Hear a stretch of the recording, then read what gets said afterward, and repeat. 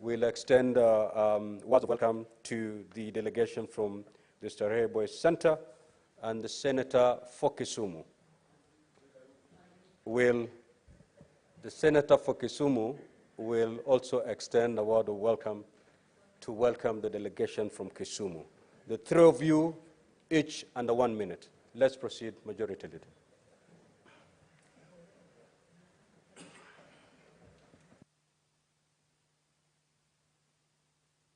Mike. Mr. Speaker, I join you on behalf of our colleagues here in the Senate to welcome the visiting delegation from the Parliament of Zambia. Our colleague members of Parliament, as you have noted, are here on an interactive and a study tour. And I believe, Mr. Speaker, that they will drink to their fill as they interact with colleague senators, either in committees and our orderlies here in Parliament. Mr. Speaker, Zambia and Kenya enjoy very strong relationships that can only get better over time, Mr. Speaker. And there are many things that we continue to learn from the beautiful Southern African nation of Zambia as a country, Mr. Speaker. And you know there have been conversations on many things that we need to collaborate with them, the things that they excel in. Therefore, what they are doing is nothing unique, Mr. Speaker. We too learn from them on many occasions, and that is the essence of humanity, to get the best out of your colleagues. Mr. Speaker, it will benefit them to know that a few months ago, in my own home county of Kericho, we had visitors from Zambia, I think a town called Kawambwa, who came to study the best practice in tea farming in our home of Kericho, Mr. Speaker, that they want to, an area that they want to excel in, Mr. Speaker. So that tells you that they are better, that our relationship is actually getting better and excelling. Therefore, I wish them well in the duration of their stay. May they enjoy their time here in Parliament and in Nairobi and Kenya generally. Mr. Speaker, finally, let me equally welcome, much as you bade me, the team from Starehe and Kisumu, my good neighbors from Kisumu County. Mr. Speaker, you know, while you're making the communication, I had imagined that if I get a chance to welcome the students, I'll tell them to behave like the Starehens in this house. And the only one who behaves very well is none other than the clerk of this house, Jeremiah Nyegenya. I'm not very sure about Daniel Manzo. But given that he's in the house today, Mr. Speaker, I thank you.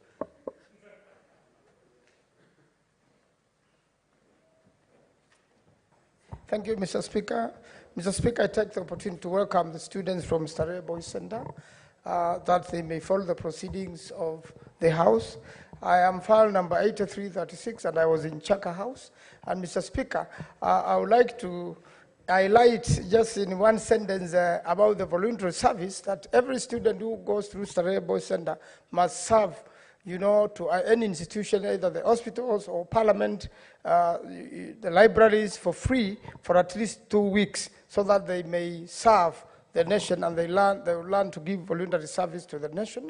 I want to tell the students today that there's a lot to learn from the many, many other old boys of Starehe, who number 15,000, and even Clark Ocheng here is also an old boy of Starehe.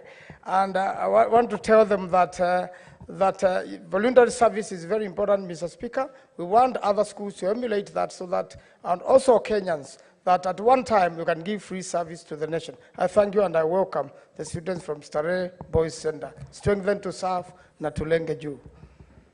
Senator for Kisumu.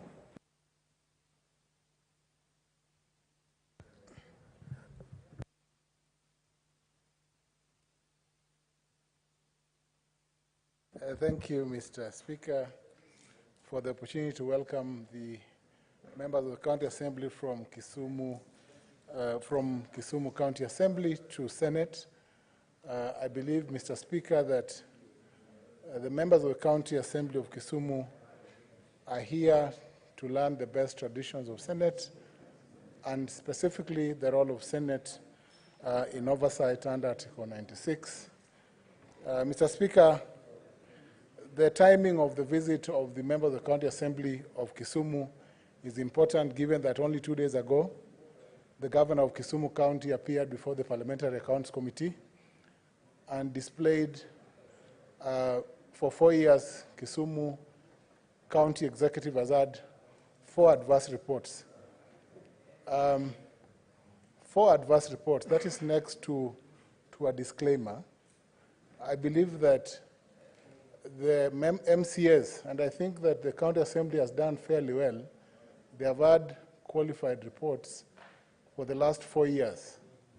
I believe that prudent financial management is the way to go, and that MCAs will undertake their duty of oversight to ensure that they are not just flower girls in the Assembly, but truly play a role to ensure that they keep the County Executive of Kisumu in check. Because at the end of this service, Mr. Speaker, sir, it is only what you'd have done for your people that you can count. I say this, Mr. Speaker, sir, because one of the learning things that I hope they'll carry away from Senate is that we need to, Parliament or Senate works through committees. And through committees, you only work when you're in committees that you can manage.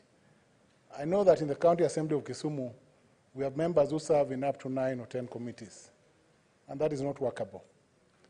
I've written an advisory, and I hope that they will pick from this Senate that you cannot deliver in more than 3 committees if you want to truly oversight the county and serve your people. So I hope, as the clerk and the Speaker Oraro leave this place, that they will know that even as they constitute those committees, it does not serve the people of Kisumu for some MCAs to have 1 committee and others to serve in 10. I welcome you to Senate. Please go back and learn, get the best things, keep your county in check. Thank you. Now, honorable senators, I have a further communication to make. As you may recall, yesterday, Tuesday, the 16th of April 2024, I informed the Senate that the Parliamentary Service Commission had expedited the completion of the Buong Tower with a view to having the building ready for occupation by members of Parliament. I'm pleased to inform honorable senators that significant progress in the completion of the tower has been made and that the offices are ready for occupation. In line with the communication referred to above, the Office of the Clerk of the Senate issued a circular in the evening of Tuesday, 16th of April 2024, highlighting the office number and the physical location of the offices allocated to each senator, following the order of precedence as set out in Standing Order 3(2) of the Senate Standing Orders. Any senator who is ready to move into their office is required to liaise with the Office of the Sergeant-at-Arms for the necessary logistics for relocation. Now, honorable senators, the journey of facilitating members of Parliament with adequate facilities has been a long one. Honorable senators will recall that the plenary meetings and the premises of the precursor to the legislature, as we know it today, the Legislative Council, were held in prefabricated structures at what is now the Kenya Railways buildings, more than a century ago. For many years, members of Parliament did not have offices from which to undertake their parliamentary work. During the term of the 11th Parliament, that is 2013 to 2017, the initial plenary sittings, committee meetings, and office spaces for the Senate in 2013 and in 2014 were held on a leased premises at the Kenyatta International Convention Center, KICC. Members of Parliament who are unlikely to get office space within Parliament buildings or at KICC were facilitated by the Parliamentary Service Commission to rent office space outside the precinct of Parliament. This meant that a significant number of members had offices in different locations within the city, thereby making it difficult for members to effectively attend plenary sittings and committee meetings. Honorable senators, appreciating the journey leading to the completion of the Buong Tower, His Excellency Dr. William Samoei Ruto, CGH, President of the Republic of Kenya and Commander-in-Chief of the Kenya Defense Forces, has acceded to the request of the Parliamentary Service Commission to officially open the tower on Friday, 19th April 2024. The opening of this building will mark a monumental leap in the history of Parliament by ensuring that members of Parliament are provided with the necessary facilities to effectively discharge their constitutional rules of legislation, representation, and oversight. Therefore, on behalf of the Parliamentary Service Commission, and on behalf, I take this opportunity to invite all honorable senators to the official opening of the Buong Tower by His Excellency the President on Friday, 19th April 2024, at the forecourt of the Tower. The program of events will commence at 9 a.m. Honorable senators are requested to be seated by 8:30 a.m. I thank you, honorable senators. Next order. Order number 3, messages. Take your seats, honorable senators. I have a message to pass. I wish to report to the Senate that pursuant to Standing Order 46.3 and 4, I received the following message from the Speaker of the National Assembly regarding the passage by the National Assembly of the Land Amendment Bill, National Assembly Bills number 40 of 2022. The message, dated Friday the 12th of April 2024, was received on Monday 15th of April 2024 in the office of the Clerk of the Senate. Pursuant to the said standing order, I now report the message. Pursuant to the provisions of Standing Order 41.1 and 142 of the National Assembly Standing Orders, I hereby convey the following message from the National Assembly.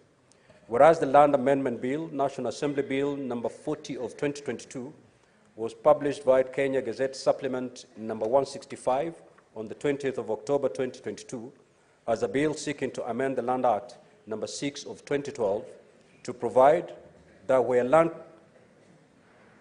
where public land has been allocated to a public body or public institution by the National Land Commission for a public purpose, the Registrar of Lands under the Land Registration Act 2012 shall issue a certificate of title in the name of the public body, public institution, the relevant ministry or county government, as the case may be so, as to secure the public land interest.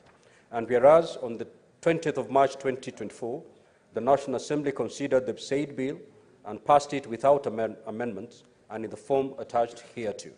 Now, therefore, in accordance with the provisions of Article 110(4) of the Constitution and Standing Order 41.1 and 142 of the National Assembly Standing Orders, I hereby refer the bill to the Senate for consideration. Now, honorable senators, pursuant to Standing Order number 163, which requires that a bill which originates in the National Assembly be proceeded with the Senate in the manner as a bill introduced in the Senate by way of first reading, in accordance with Standing Order 144, I direct that the Land Amendment Bill, National Assembly Bills number 40 of 2022, be read a first time tomorrow, Thursday, the 18th of April, 2024. I thank you. Next order. Order number 4, petitions. Senator Wambua, you will exchange greetings at some later time. Kindly take your seat.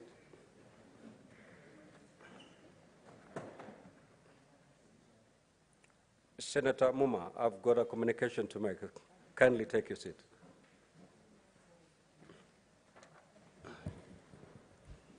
Now, honorable senators, pursuant to Standing Order 232, 1B, I hereby present a petition that has been submitted through the clerk by Mr. David Rono Kibuyu and 4 others from Elgeyo Marakwet County concerning compensation of residents affected by the construction of Kamosor Nyaru Road.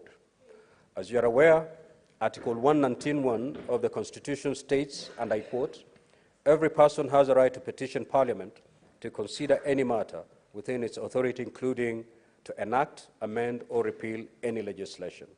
The salient issues raised in the petition are as follows. 1, the construction of Kamosor Nyaru Road in KU South was undertaken in 1982. That the construction of the new road, the design was not pegged on the old road, leading to the displacement of a number of local residents. That the affected persons ought to have been compensated for damaged property and lost land due to the construction of the new road. that the affected people who had previously settled along the road between Eldama Ravine and Kamosor were fully compensated for the damaged property and lost land. However, those who had settled between Kamosor and Nyaru were never compensated. That the petitioners have made efforts to have the matter addressed by the relevant bodies, including the Ministry of Roads and Transport, the District Commissioner, Keio District, Kenya National Highways Authority, Ministry of Lands, Public Works, Housing and Urban Development, National Lands Commission, and the Commission on Administrative Justice, all of which have been unsuccessful. That the petitioner therefore pray the Senate investigates the matter with a view to ensure that the affected persons are compensated. Honorable Senators, pursuant to Standing Order 238-1, I hereby direct that the petition be committed to the Standing Committee on Roads, Transportation and Housing for consideration. And in terms of Standing Order 238-2, the committee is required in not more than 60 calendar days from the time of reading this prayer to respond to the petitioner by way of a report addressed to the petitioners and laid on the table of the Senate. Thank you. Next order. Order number 5, papers. Majority Leader.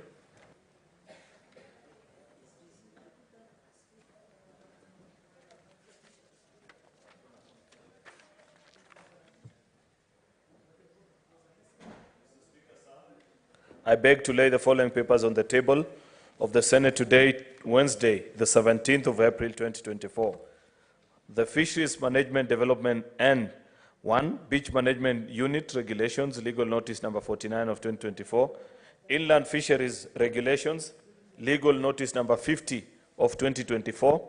Recreational Fisheries Regulations, Legal Notice number 51 of 2024. General Regulations, Legal Notice number 54 of 2024. Safety and Quality Regulations, Legal Notice number 55 of 2024.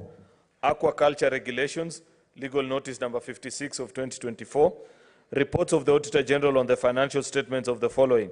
Marsabit Water and Sewerage Company Limited for the year ended 30th June 2019 and Marsabit Water and Sewage Company Limited for the year ended 30th June 2020.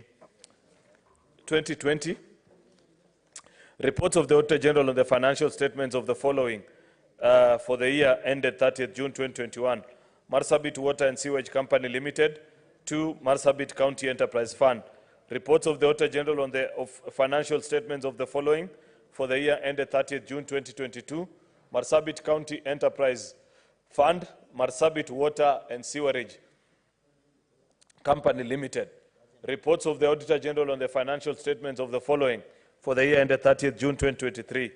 County Executive of Marsabit, County Assembly of Marsabit, Marsabit County Assembly Car Loan and Mortgage Fund, Marsabit County Emergency Fund, County Revenue Fund, County Government of Marsabit, Receiver of Revenue, County Government of Marsabit, Marsabit Water and Sewerage Company Limited, Marsabit County Education Fund, County Government of Marsabit Car Loan and Scheme Fund, Marsabit County Enterprise Fund, Marsabit County Assembly Staff Car Loan and Mortgage Scheme Fund, Londiani Sub-County Level 4 Hospital, Vihiga County Executive Car Loan and Mortgage Scheme Fund, Vihiga Municipal Board, Homa Bay County Assembly Car and Mortgage Loan Fund, the Embu County Emergency Fund, Ngandori Ngina Water Consumers Association, Nithi Water and Sanitation Company Limited, County Assembly of Kakamega, Siaya County Alcoholics and Drink Control Fund,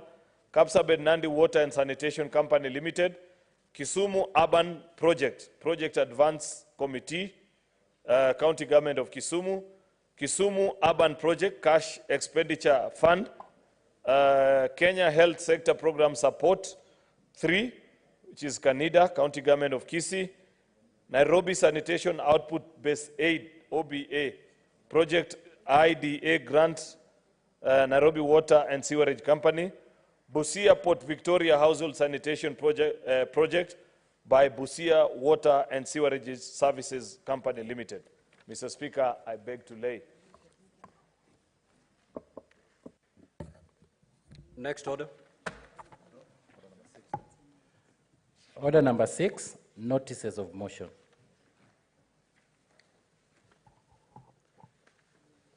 Order number 7, questions and statements. Statements pursuant to Standing Order 53-1. Senator Mundigi.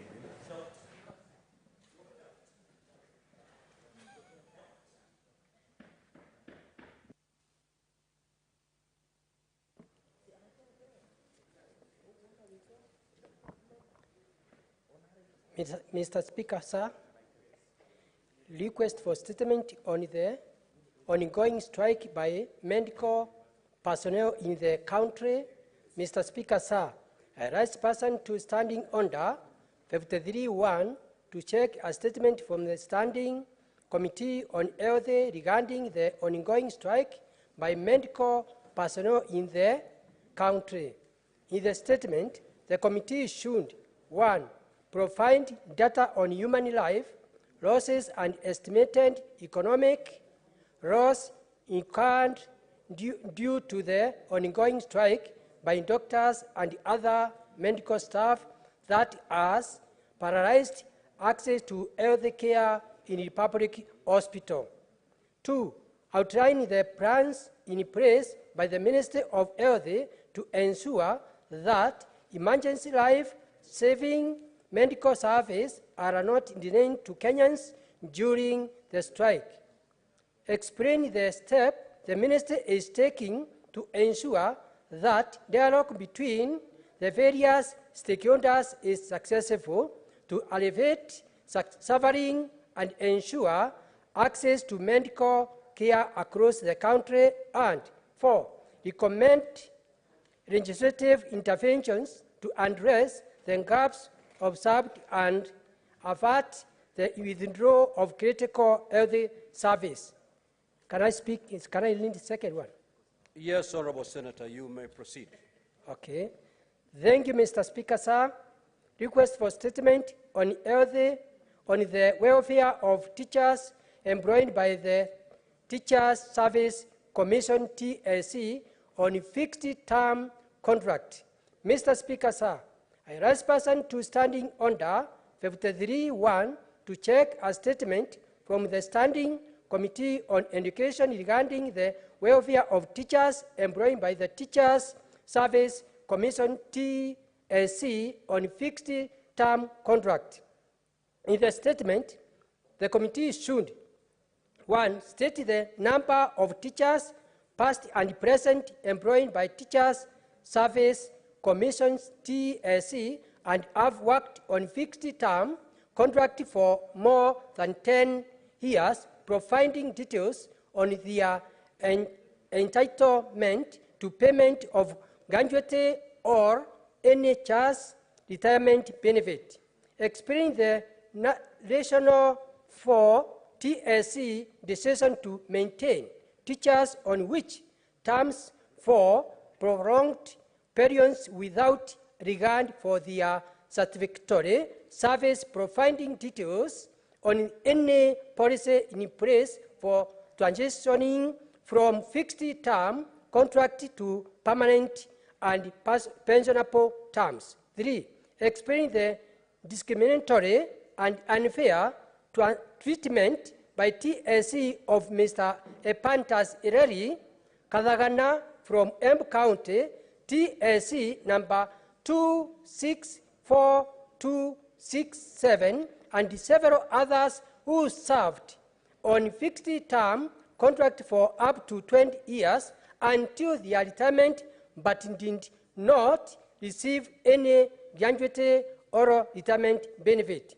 4, outline any measure put in place by TSC to guarantee fair and equitable treatment of teachers on fixed-term contract with respect to their gratuity and retirement package, noting that they offer service comparable to those of their colleagues in the permanent and pensionable establishment. Senator Alexander Munyimundigi, Buong County. Senator. Senator, Doctor. Yes, Senator Muma. Mr. Speaker, I beg to give notice of the following motion that pursuant to Standing Order 37, the Senate do now adjourn to discuss a definite matter of urgent national importance, namely the ongoing strike by health workers in the country.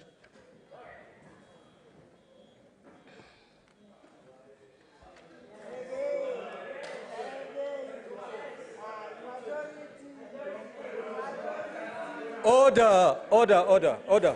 Honorable Senators, order, honorable Senators.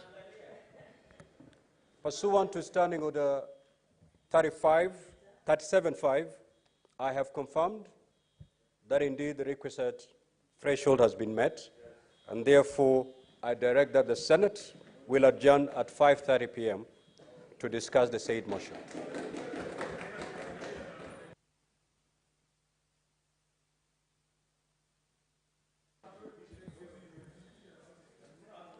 Senator Ledama, that statement is dropped. Senator Mohamed Chute.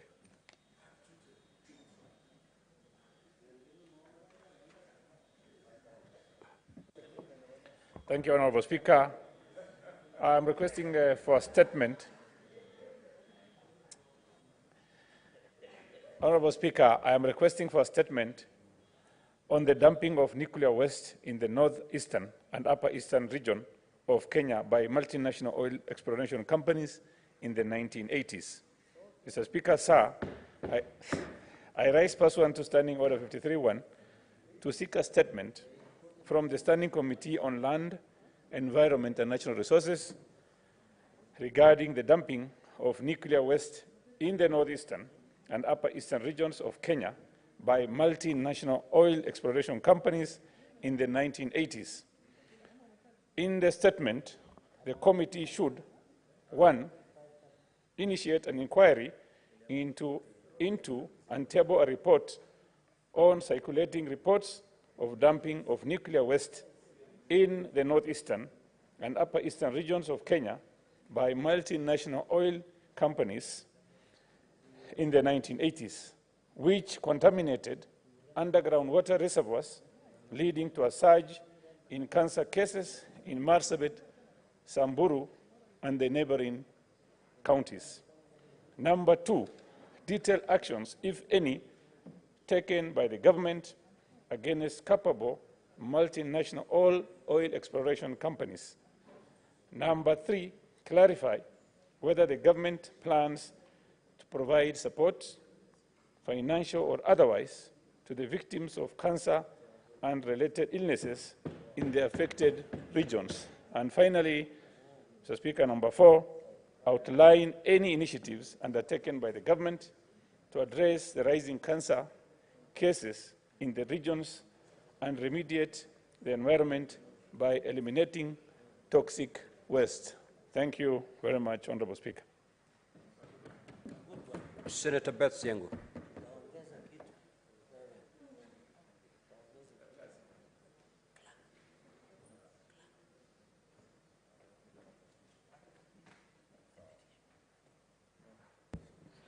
Thank you, Mr. Speaker, sir. A request for a statement on the status of construction of the NCU River Bridge. Mr. Speaker, sir, I rise pursuant to Standing Order 53.1 to seek a statement from the Standing Committee on Roads, Transportation and Housing regarding the status of construction of the NCU River Bridge in Mwingi Central. In the statement, the committee should, 1, provide an explanation for the continued delays in the construction of NCU River Bridge, despite previous government pledges to prioritize this project following the tragic events of 2021, where a school bus was swept away while crossing the swollen NCU River. 2, state-specific measures being implemented to ensure that the completion of NCU River Bridge is expedited, stating a revised and realistic completion date. 3, cause a visit to the NCU River Bridge site to assess ongoing works, if any, and report on any observed shortcomings. And number 4, the last, state the amount of funding allocated to this project from financial year 2021-2022 to date, disclosing improvements, if any, meant in the emergency response capacities of Kisumu County following recent tragedies at NCU River. Senator Beth Siango, MP, nominated by ODM. Thank you. Statements pursuant to Standing Order 56, 1B, the Chairperson, Standing Committee on Energy.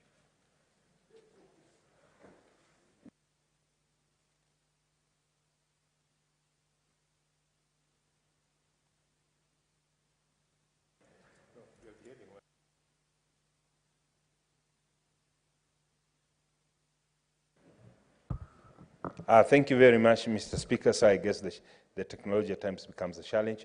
Mr. Speaker, sir, I rise pursuant to Standing Order 56-1B to table a report for the Energy Committee for the period commencing on 1st January to 16th April 2024.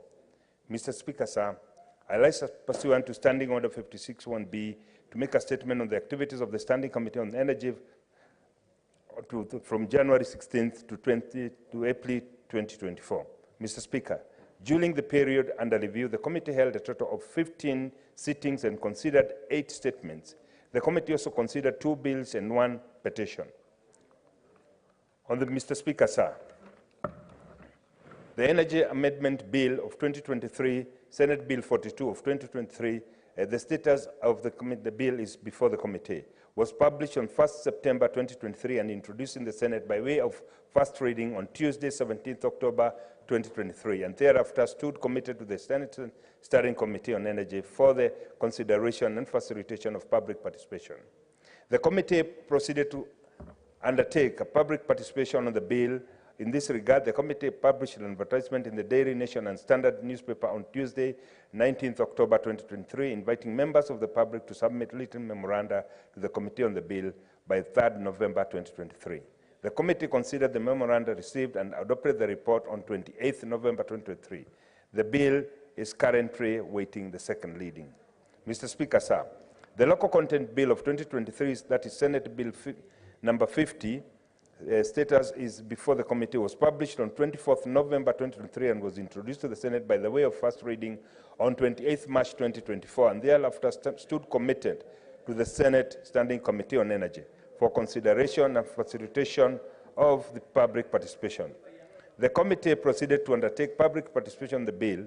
In this regard, the committee published an advertisement in the Daily Nation and the Standard newspaper on Wednesday, 3rd April 2024, inviting members of the public to submit written memoranda to the committee on the bill by 16th April 2024. Once the memoranda is received, the committee will consider them. Statements. Mr. Speaker, sir, regarding statement pursuant to Standing Order 53 of the Senate Standing Orders, 8 statements were sought from the committee. The committee considered and concluded 1 statement. In considering the said statements, the reports and the responses received by the committee were shared with respective senators. The following statements were concluded. Statements sought by Senator Miraj Abdurrahman, MP, for the upsurge of the electricity fire incidents in Mombasa County.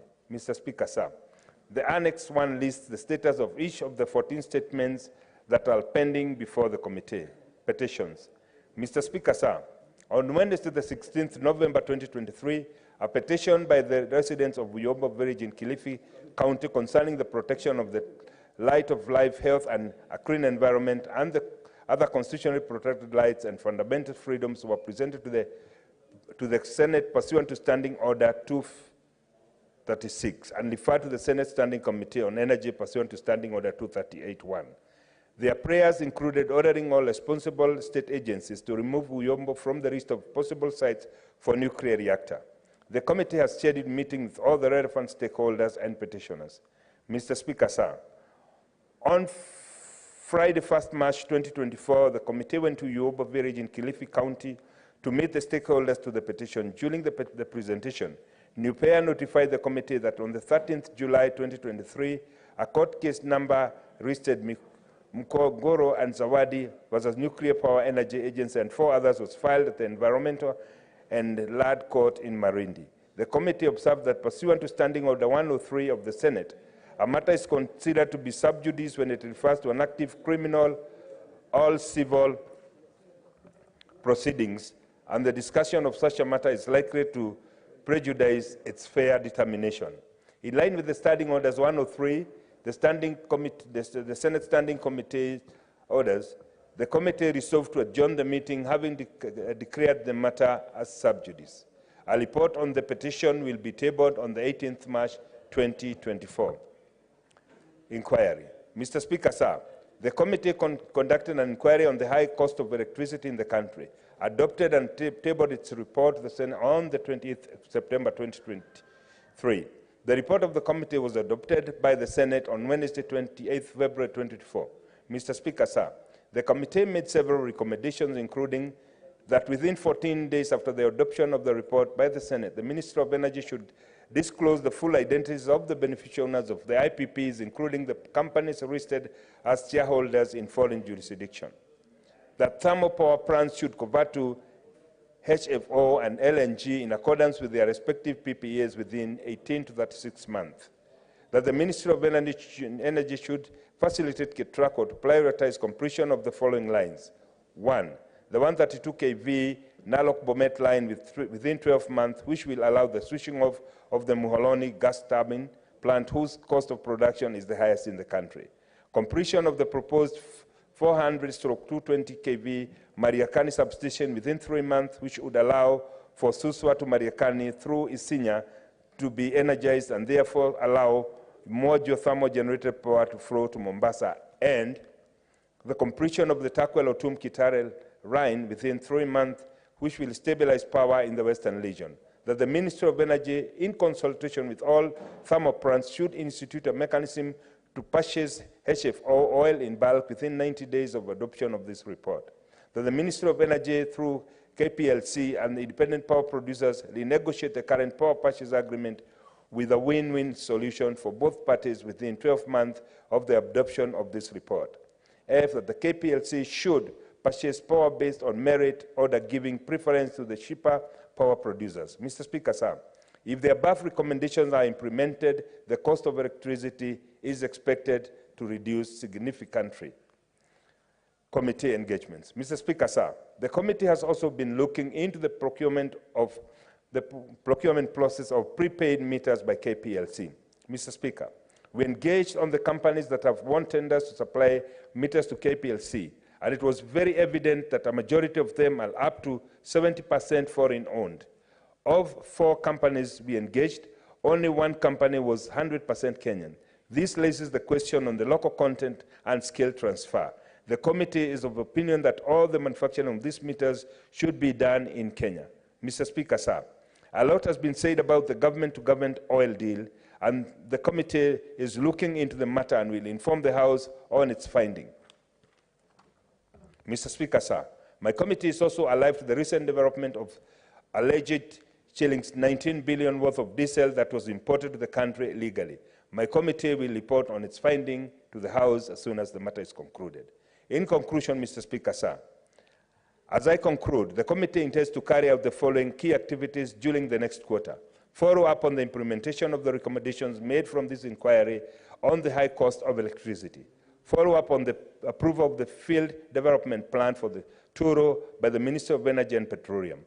Follow up with the Minister of Energy and Petroleum on the protection of critical energy infrastructures in the country.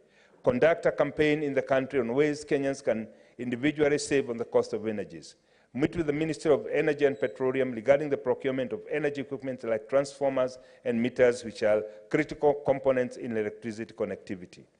Continue to engage the Minister of Energy and Petroleum regarding the government-to-government agreement on the petroleum products importation. Meet with the Ministry of Energy and Petroleum regarding the status of Power and Lighting Company with reference to its financial status and the losses that it's making. KPLC has projected a loss of up to 5.5 billion Kenya shillings in these financial years. Mr. Speaker, sir, I table. The Chairperson, Standing Committee on Finance and Budget.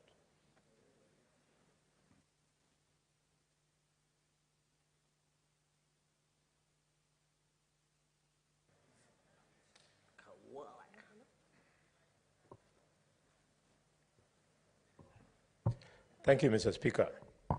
Mr. Speaker, sir, on behalf of the Chairman of the Committee on Finance and Budget, I rise pursuant to Standing Order number 56(1)B of the Senate Standing Orders to make a statement on the activities of this committee on the period running from 29th of January to 30th of March this year. Mr. Speaker, sir, during the period under review, we held a total of 22 meetings. In one particular aspect, we dealt, Mr. Speaker, with bills that we considered as a committee. And Mr. Speaker, during the period under review, the committee considered the following bills. One, the Public Finance Management Bill. Two, the County Public Finance Laws Bill. 3, the Division of Revenue Bill 2024. 4, and those were the bills. And Mr. Speaker, we also dealt with the reports that were tabled before the committee during this period. And Mr. Speaker, the reports were on the following areas. 1, the 2024 budget policy statement. A report was debated and adopted by this House. The 2024 medium-term debt management. This report was debated and adopted by this House. A petition on regulation of credit profession.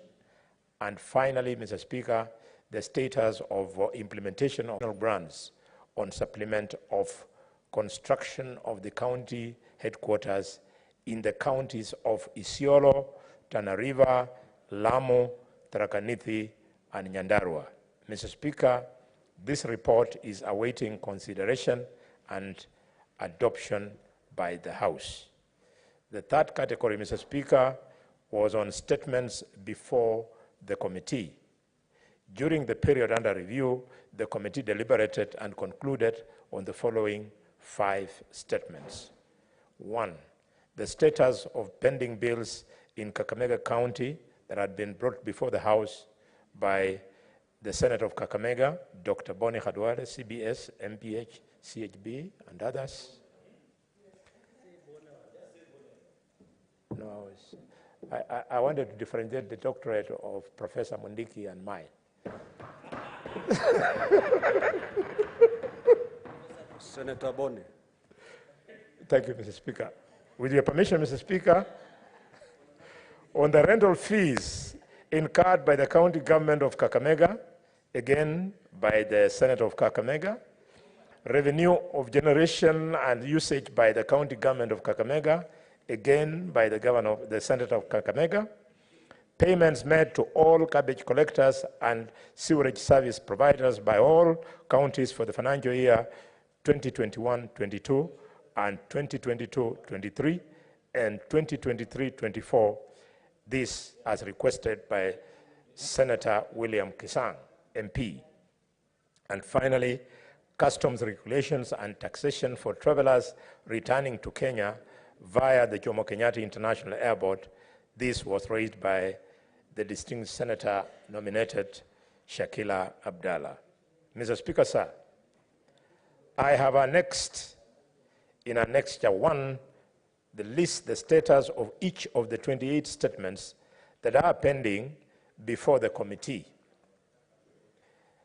The fourth category, Mr. Speaker, was on petitions considered by our committee. And Mr. Speaker, the committee considered and adopted a report on the petition in regulation of credit profession.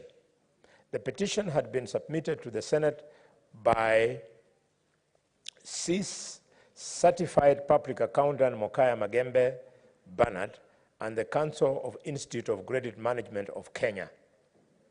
A bill on the regulation of the credit profession sponsored by the committee, will, Mr. Speaker, be introduced in the House in the next few days to address the concerns within this petition.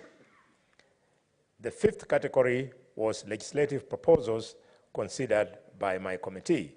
And Mr. Speaker, we carried out pre-publication scrutiny and examined the crypto assets legislative proposal by Senator Alan Chesang, the Senator of Kitale. The CBK provided views to the committee regarding the proposed legislation. The committee submitted its comments to the Speaker for the necessary action. The sixth consideration was the status of the implementation of the projects funded by the conditional grant on the supplement of construction of county headquarters. Following the request by the Council of Governors, the projects funded by the conditional grant on construction of county headquarters, they requested that they be transferred from the State Department of Public Works to the respective county governments.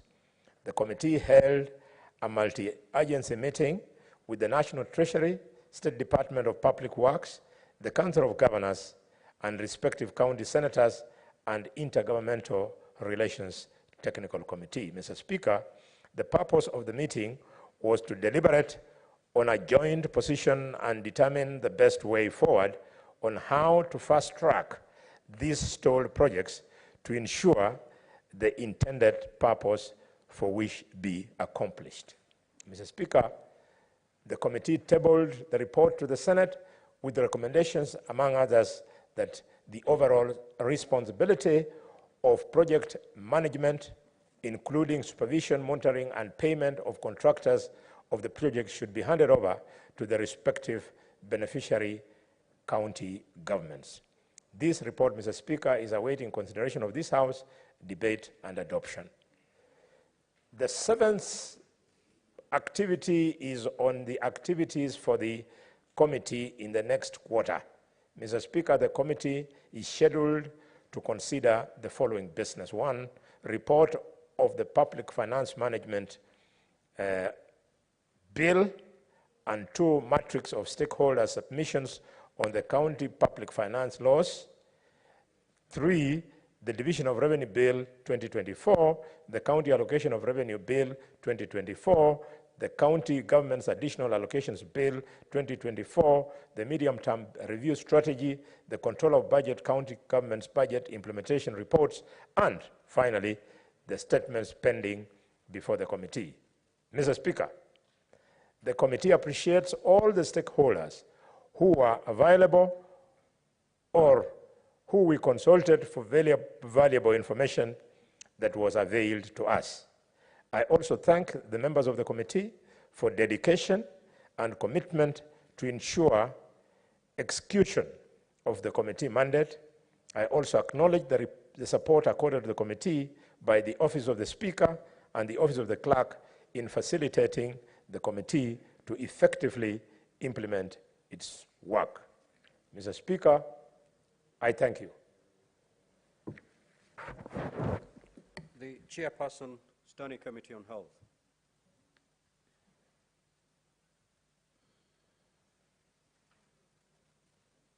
We do not have even a member from that committee to read the report and table. Okay, that is dropped. Senator Kavindu, there are two statements that we had not called, one for Senator Kavindu and the other by... Thank you, Mr. Speaker. I stand on the outstanding bills owed to faith-based health facilities by the National Health Insurance Fund. Mr. Speaker, sir, I arise pursuant to Standing Order 53-1 to seek a statement from the Standing Committee of Health regarding the outstanding bills owed to faith-based health facilities by the national government by the National Health Insurance Fund. In the statement, the committee should, 1, provide the number of faith-based health facilities per county and total amount of money owed by the National Health Insurance Fund over the past 5 years, from 2019 to 2024, to the said health facilities. 2, explain the reasons for delayed payments to the health-based health facilities, despite the facilities having rendered service. And 3, provide a timeline for the payment of the outstanding debt to the affected faith-based facilities, providing the measures in place to ensure payment is completed before the transition of the NHIF to the new Social Health Insurance Fund. Senator Agnes Kavindo Mudhama, Machakos County. Thank you, Mr. Speaker. Senator Kathuri Murungi.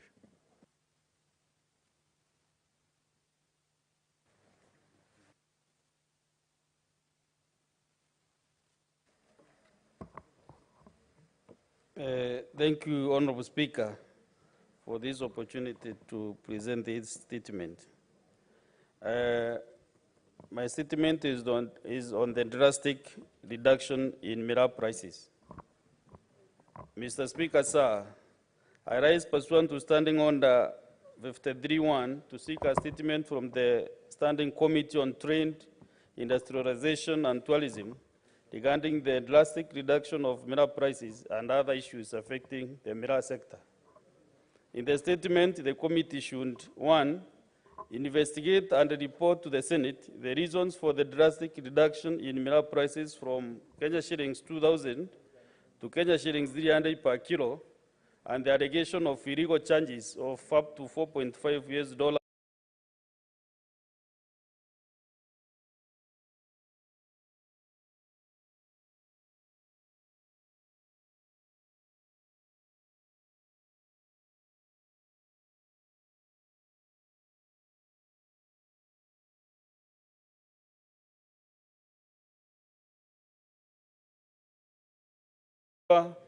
That the market is fully open for mineral exports from Kenya and that there is free entry into the export business of mineral into Somalia. Number 3, Honorable Speaker, explain why Kenya Airways and other airlines are not around to carry mineral to Somalia and other markets, whereas mineral is a legal scheduled.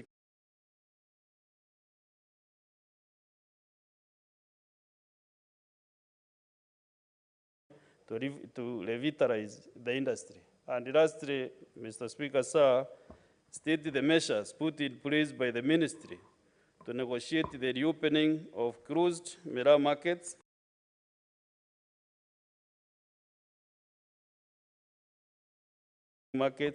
to mitigate loss of revenues for mineral farmers and revenue for the government.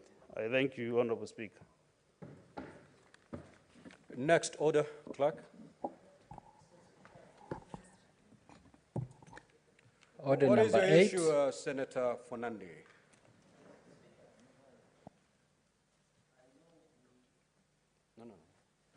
Mr. Speaker, I know we are pressed for time, but understanding order number 1, maybe you could have allowed us a few minutes just to seek clarification on 1 or 2 statements.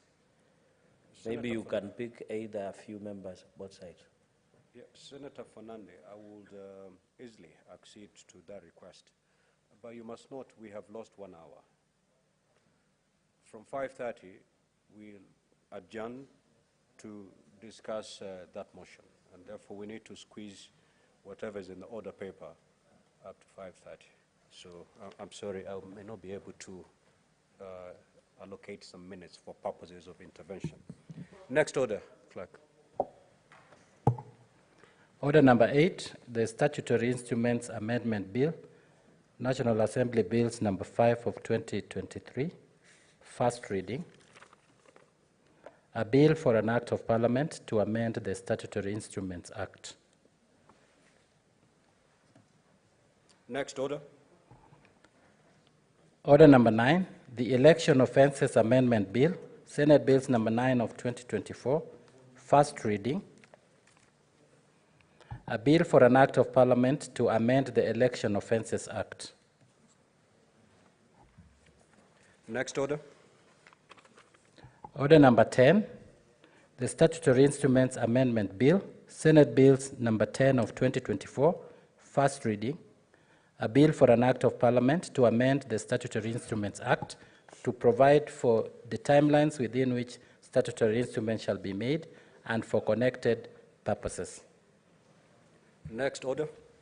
Order number 11, the Elections Amendment Bill, Senate Bills number 11 of 2024, first reading. A bill for an act of parliament to amend the Elections Act and for connected purposes. Next order. Order number 12, the Political Parties Amendment Bill, Senate Bills number 13 of 2024, first reading. A bill for an act of parliament to amend the Political Parties Act 2011 and for connected purposes. Now, honorable senators, at this juncture, allow me to invoke Standing Order 45-2 to rearrange the sequence of today's order paper. We will, from order number 12, proceed to order 19. So, clerk, please proceed to call that order. Order number 19, the Gambling Control Bill, National Assembly Bills number 70 of 2023, second reading. Majority Leader.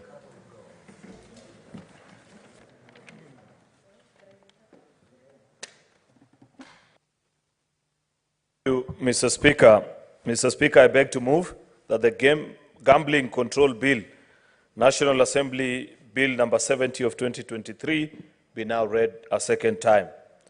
Mr. Speaker, sir, the Gambling Control Bill, National Assembly Bill number 70 of 2023, was published in the Kenya Gazette, supplement number 212 of 2023. The bill was considered by our colleagues in the National Assembly, and on the 6th of December 2023, they passed it. And thereafter, the bill was referred here to the Senate for consideration. Mr. Speaker, sir, this bill seeks to provide for the regulation of betting, casinos, and other forms of gambling, authorization of prize competitions and public lotteries, for the establishment of a gambling regulatory authority of Kenya, for the imposition of tax on betting and other forms of gambling. Mr. Speaker, you're very much aware that gambling is here with us, and we must learn to live with it. Because unfortunately, Mr. Speaker, this is an industry which, to the best of my knowledge, we are still struggling as a country. The good thing, though, is that it's not a challenge that is unique to us as Kenya alone. World over, control of casinos and gambling activities poses a challenge to almost all administrators and administrations, rather, Mr. Speaker. You know, for example, Mr. Speaker, that many sporting teams have betting companies as their shirt sponsors. But in the English Premier League, for example, they have given themselves, and all teams have been given 3 seasons in total to exit having betting companies as their shirt sponsors. Therefore, it points out to the fact, Mr. Speaker, that this is a concern that is global, that you have to learn how to live with this industry and adjust yourselves towards this wind. Unfortunately, Mr. Speaker, we haven't done so well as a country. You know that about 3, 4, 5 years ago, Kenya began the imposition of taxes on betting. At that time, the thinking was we could use taxes in 2018 as a deterrence to keep young people from either betting or being addicted to it altogether. What a terrible mistake, Mr. Speaker. Because soon after, while we made it possible and made it difficult, because nowadays in Kenya, when you bet, I don't understand betting that much, Mr. Speaker, because I don't gamble, for example. I'm just a good sportsman who knows that winning and losing depends on how you're prepared for the day. And sometimes it falls into your favor, sometimes it's away. And on a day like today, Mr. Speaker, I wish the good old Arsenal can beat Bayern Munich.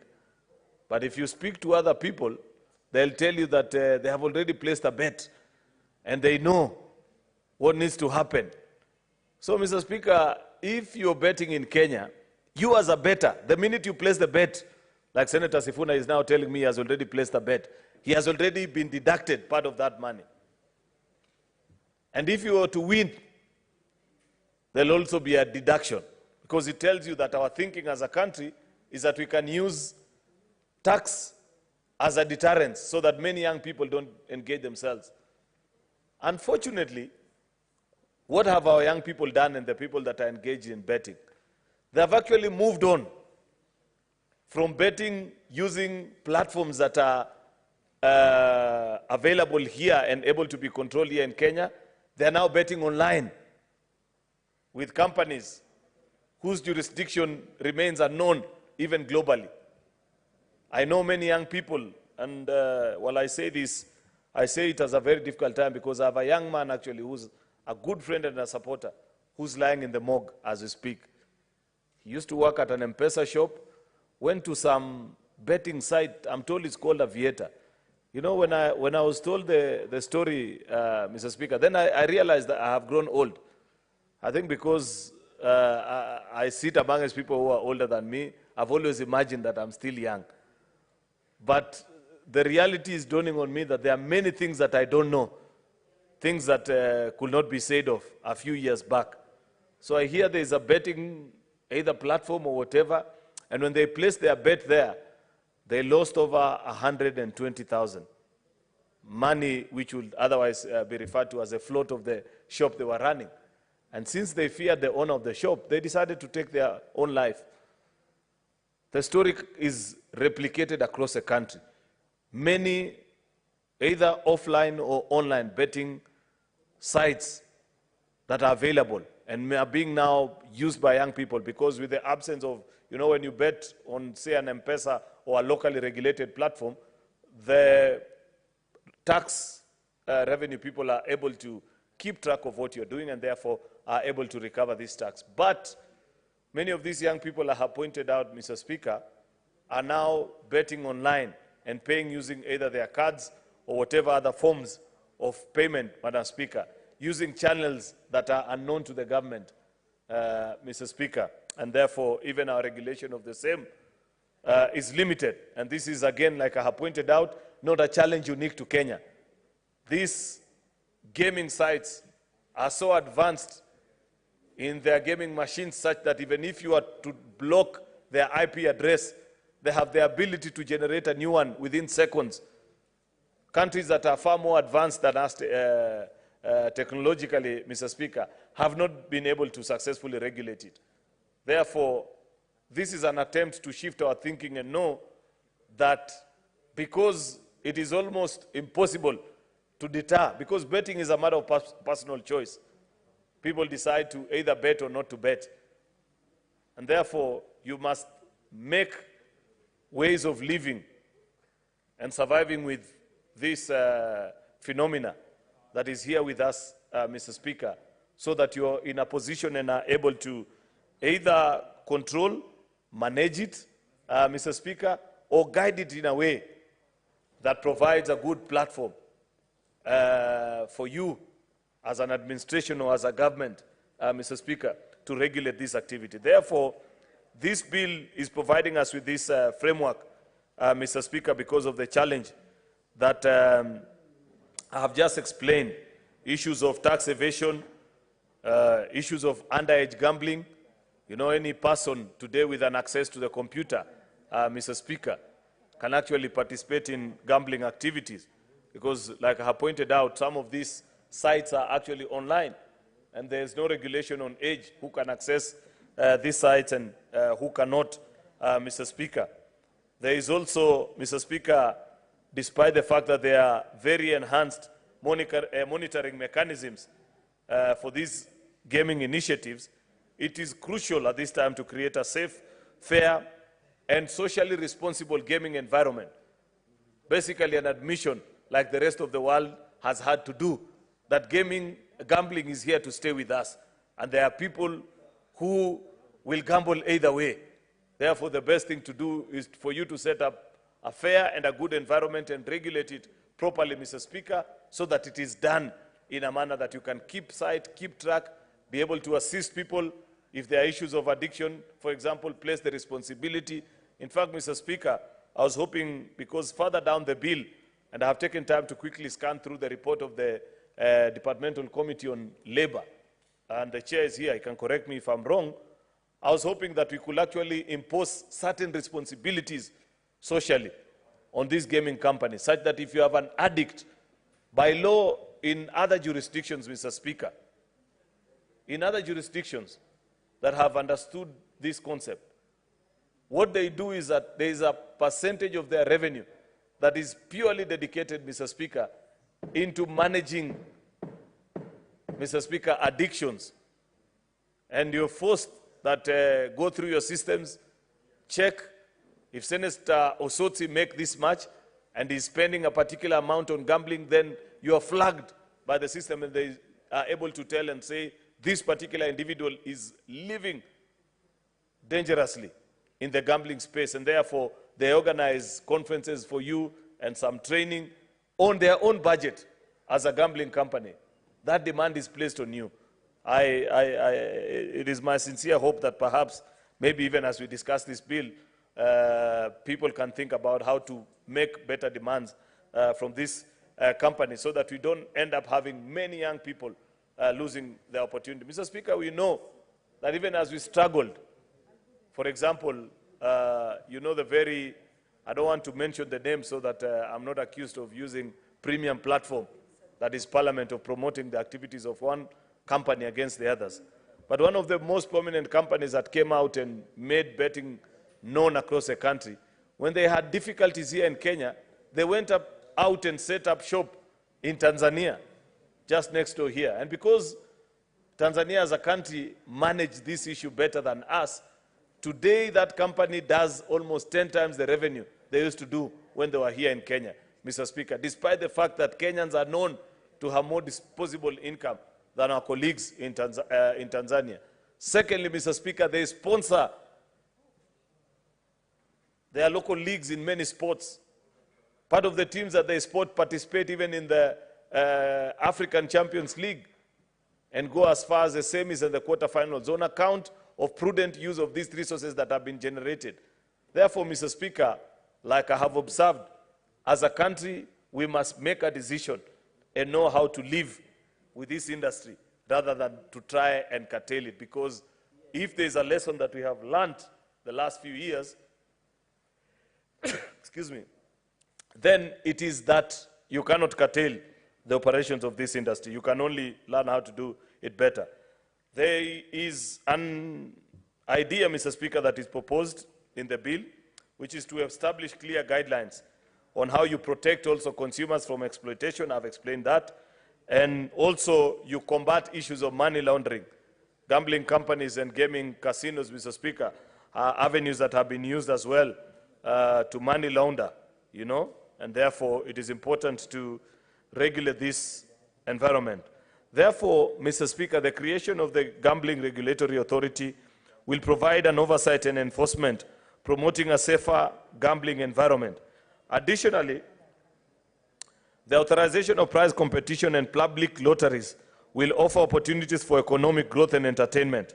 Further, the imposition of tax on betting and gambling activities will generate significant revenue for public and social services initiative, which ultimately will benefit us as a country.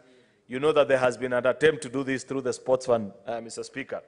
Unfortunately, previously, even after the setting up of the sports fund, 80% of that funds were used to do other things that are non-sporting related. I am particularly impressed that in one of the executive orders of 2023, the President did direct that the sports fund be wholly dedicated for use of development of sporting facilities, and that's part of what is being used to expand the sporting arenas across the country. Therefore, Mr. Speaker, I'll quickly just scan through the various sections of the law. Part 1 of the bill provides for the preliminary matters, which are interpretations, the terms that are being used. Of course, Parts 2 and Part 3, all the way to Part 5, Mr. Speaker, provide for the various functions, laying out what are the functions of the national government in terms of policy, what are the functions of the county governments in terms of regulating and controlling places like casinos. You know very well that there are village casinos nowadays. And colleague senators, you must keep vigil and be vigilant even in your various counties, because people are setting up funny joints, and there are not very impressive videos that are coming out of the activities that happen in such places. Those are duties actually of our county governments, and it's good that this is being provided. A county government is being reminded of their core responsibilities where they regulate even the operation and give local licensing for this casino. Part 4 of the bill, Madam Speaker, which consists of clause 26, 6 to 7, it provides for the establishment now of this authority. What are their functions, what are the operations, the guidelines, how they'll conduct the business, pretty much what we do when we set up any board, as we have done. Clause 28 to 49, Mr. Speaker, provide on issues of licensing and permits. But clause 50 to 57, it provides also for the control of the lotteries, Madam Speaker.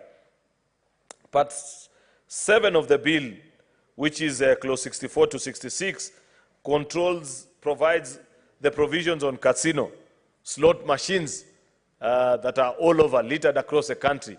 You find, Mr. Speaker, in the villages, these things are becoming a sin, where in village centers at 4 o'clock you find women and men trooping, all of them, and sometimes dropping all their day's earnings into some funny box, hoping to strike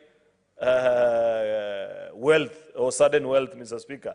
And most of the time, very little happens or comes out of it, Mr. Speaker. Part 8 of the bill, which is clause 67 to 80, provides for online gambling, including licensing, control, payment of prizes, and remittance of winning, financial reporting, and dispute resolution. This is one of the hardest, and I've explained why. Because of the complexity of the online machine and engines that these people use that can generate even new IP addresses within minutes of closing the other, Mr. Speaker, and young people are able to access.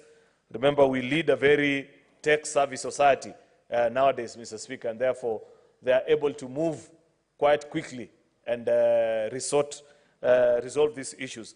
Part 10 of the bill, which is clause 87, provides the guidelines for advertising. Where can you do these adverts, how to do them, so that you don't expose it to our young children, Mr. Speaker. It is important to guide how this is done without necessarily as well curtailing the business activities. Because like I pointed out, Mr. Speaker, even as we try as a country to regulate and become difficult and hard at these activities, the rest of the world move way ahead of us and are taking advantage. There are billions of money that leaves this country on a yearly basis, Mr. Speaker, that are funding the social and prosperous activities of other societies, because we have not been able to do what this bill is asking us to do, where we imagine we can curtail an industry such as this. Part 12 of the bill, Mr. Speaker, which is clause 92 to 111, are just provisions of the offenses and the penalties for violations of the various clauses of this bill. Part 13 contains miscellaneous provisions and translation. Clause 92, Mr. Speaker, and allow me to read it. I found it quite interesting, which is about a person who, being the owner or occupier of a licensed gambling premise or electronic site, who allows such premise to be used for other unlicensed activities. What is a fine? Only 1 million shillings. I hope the committee can move away from this.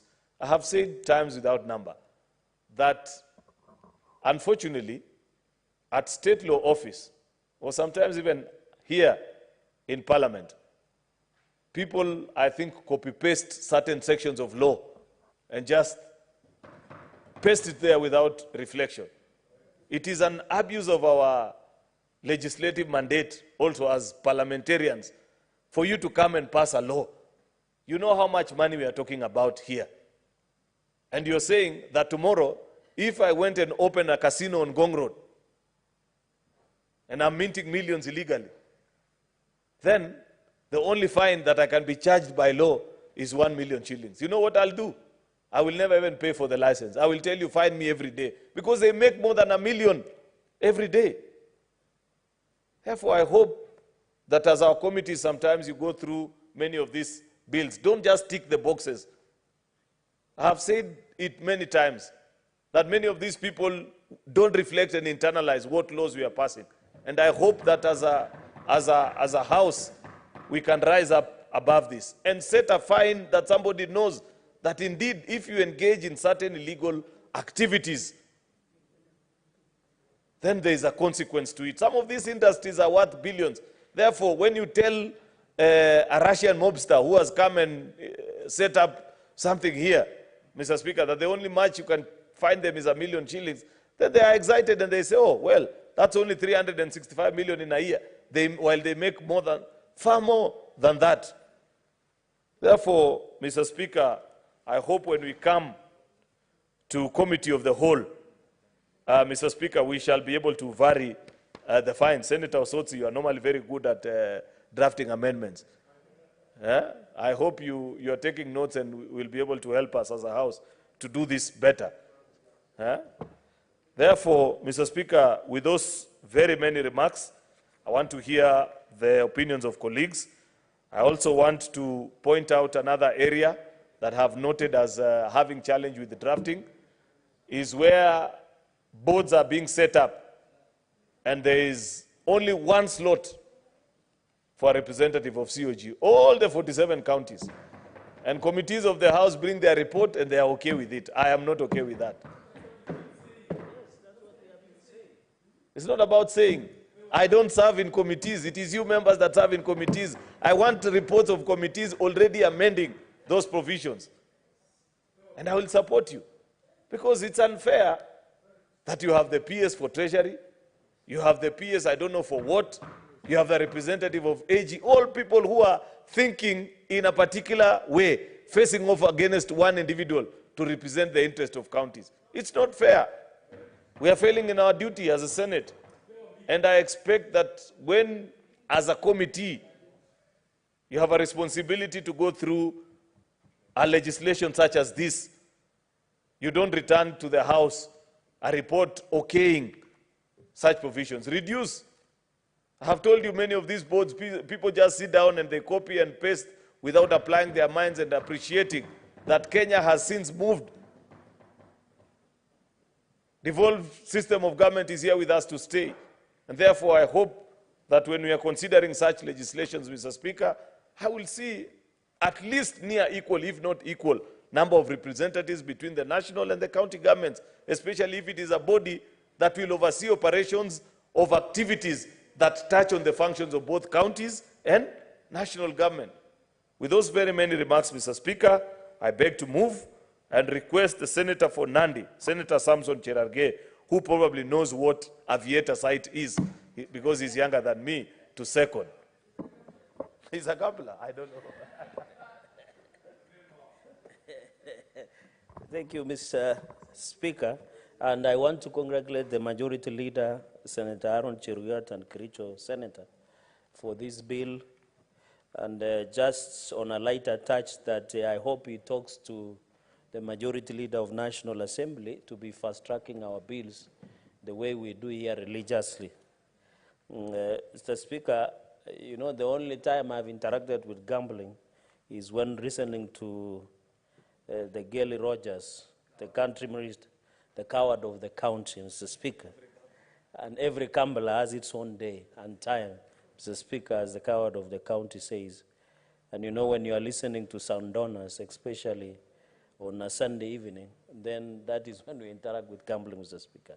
So, Speaker, I want to say in opening remarks in quick succession that I think it is high time that we bring order and sanity in the sector of gambling.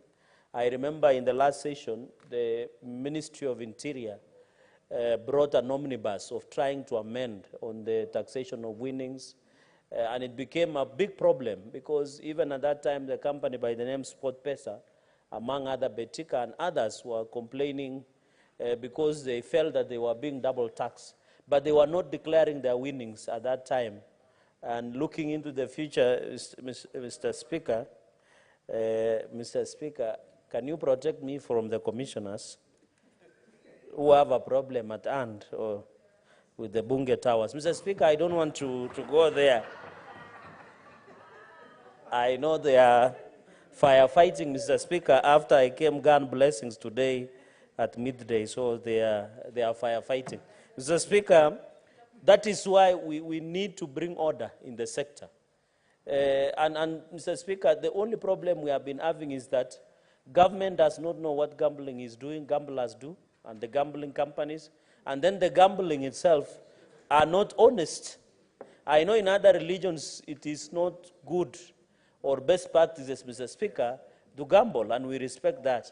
But with widening our tax-based network, in fact, we should tax as part of deterrent measure the issue of gambling process and gamblers, Mr. Speaker, especially on winnings, so that we instead of taxing other essentials, we increase in taxation. Even, and I know the reason Senator Faki is excited, Mr. Speaker, is we need to tax more on the gamblers, because if you are gambling, you have already had your essentials.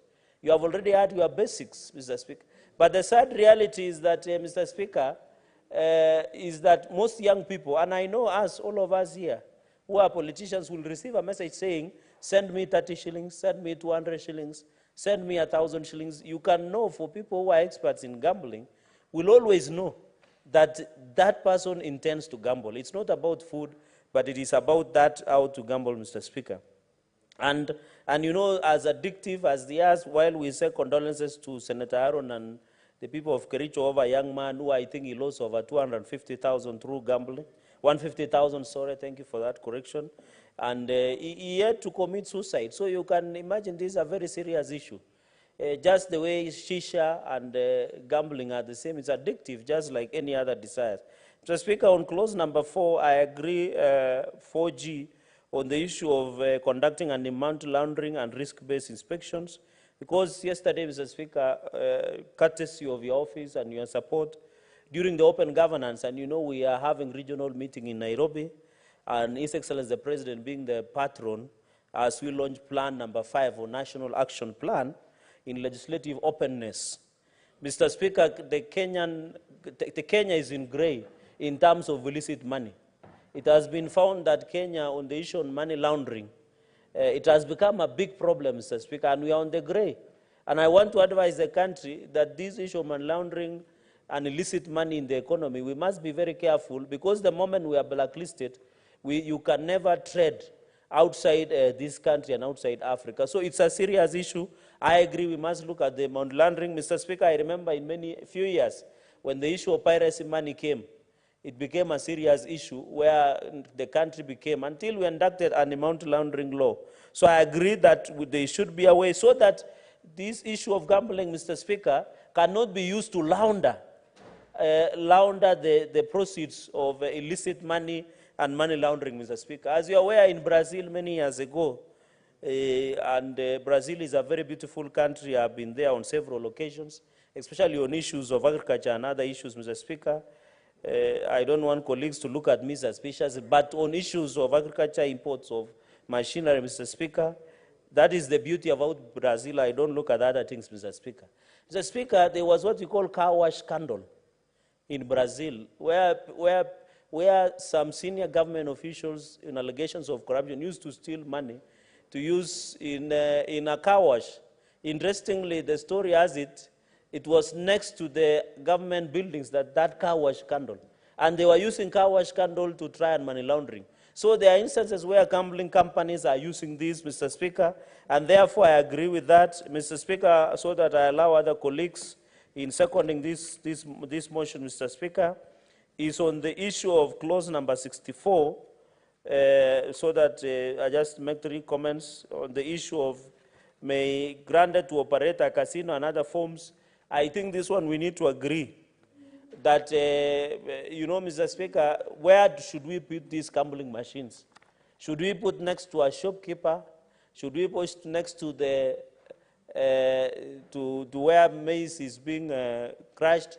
I know in Viga, where Senator Utsosi comes from, Mr. Speaker, when you put a casino and maize milling machine, there is no problem. But in other areas, if you do that, somebody can go without food. So, and others, we have had cases, Mr. Speaker, where eggs are disappearing mysteriously because people are stealing eggs, go and sell, and then come. There is a famous one, Mr. Speaker, that was common. A small one that looks like yellow, and it was, I think, made in China, where a lot of eggs were being lost in the villages because people were, young men and women were just taking it. And so the question should be, what should we do?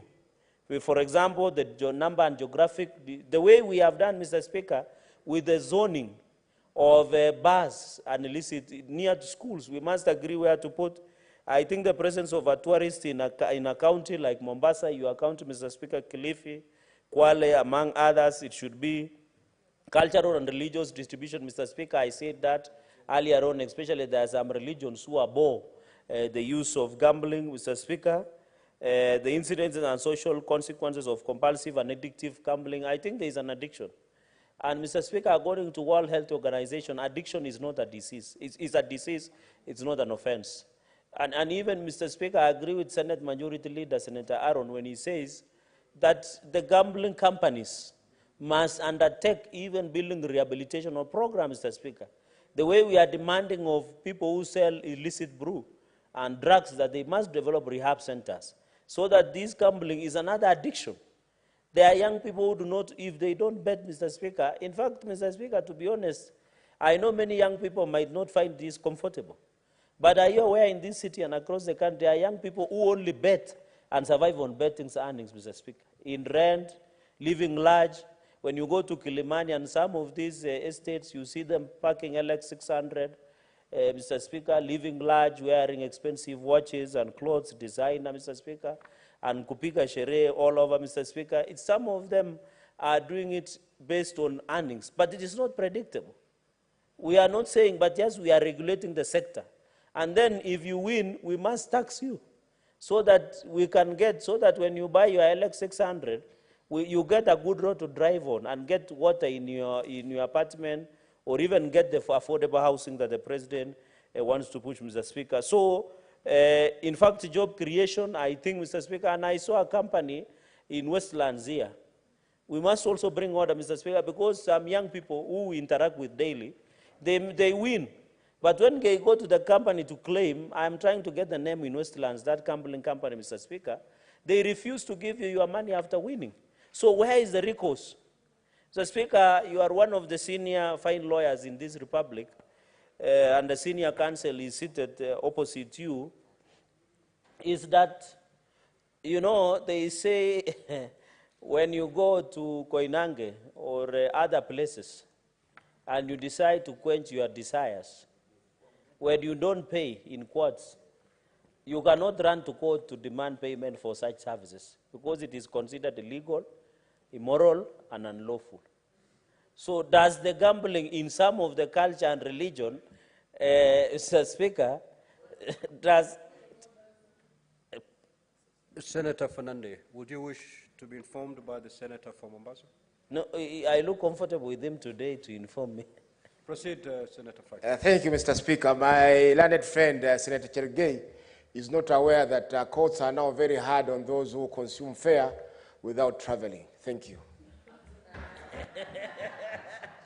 He's a victim of his fare being eaten. Mr. Speaker, I think when you allow some of this point of information and order, somebody must table a proof.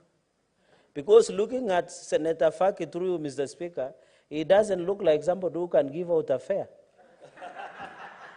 In fact, I don't think so. But I agree with him. If that is people who are eating fare in this town, I think court should take seriously. I agree with him, Mr. Speaker. Mr. Speaker, and therefore, we must agree on enforcement, ownership, and therefore, many young people do their winnings, but they are not being paid, Mr. Speaker.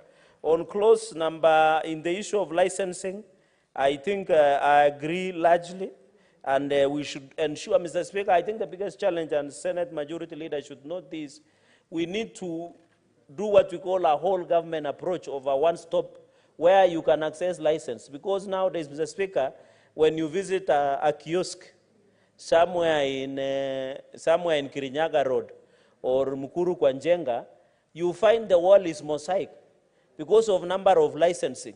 So I don't know what we need to do, especially when you are using licensing. While I agree with the principle, we make it efficient so that the people who issue license like county governments or national do not take advantage. Because nowadays you get a license of public health, NEMA license, license to gamble, for example, gambling license. How should we make it one-stop shop so that it becomes easy to access some of these licenses, Mr. Speaker? And of course, we don't want to open an avenue, Mr. Speaker, as per clause 65, 66, to open an avenue where some officers, enforcement will take advantage, Mr. Speaker. Clause number 6, and this will be my two closing, is online gambling. Mr. Speaker, I think we need to check on online because sometimes they force you to see an advert. I know there is agreement with YouTube and in terms of the advert, but it should be an optional.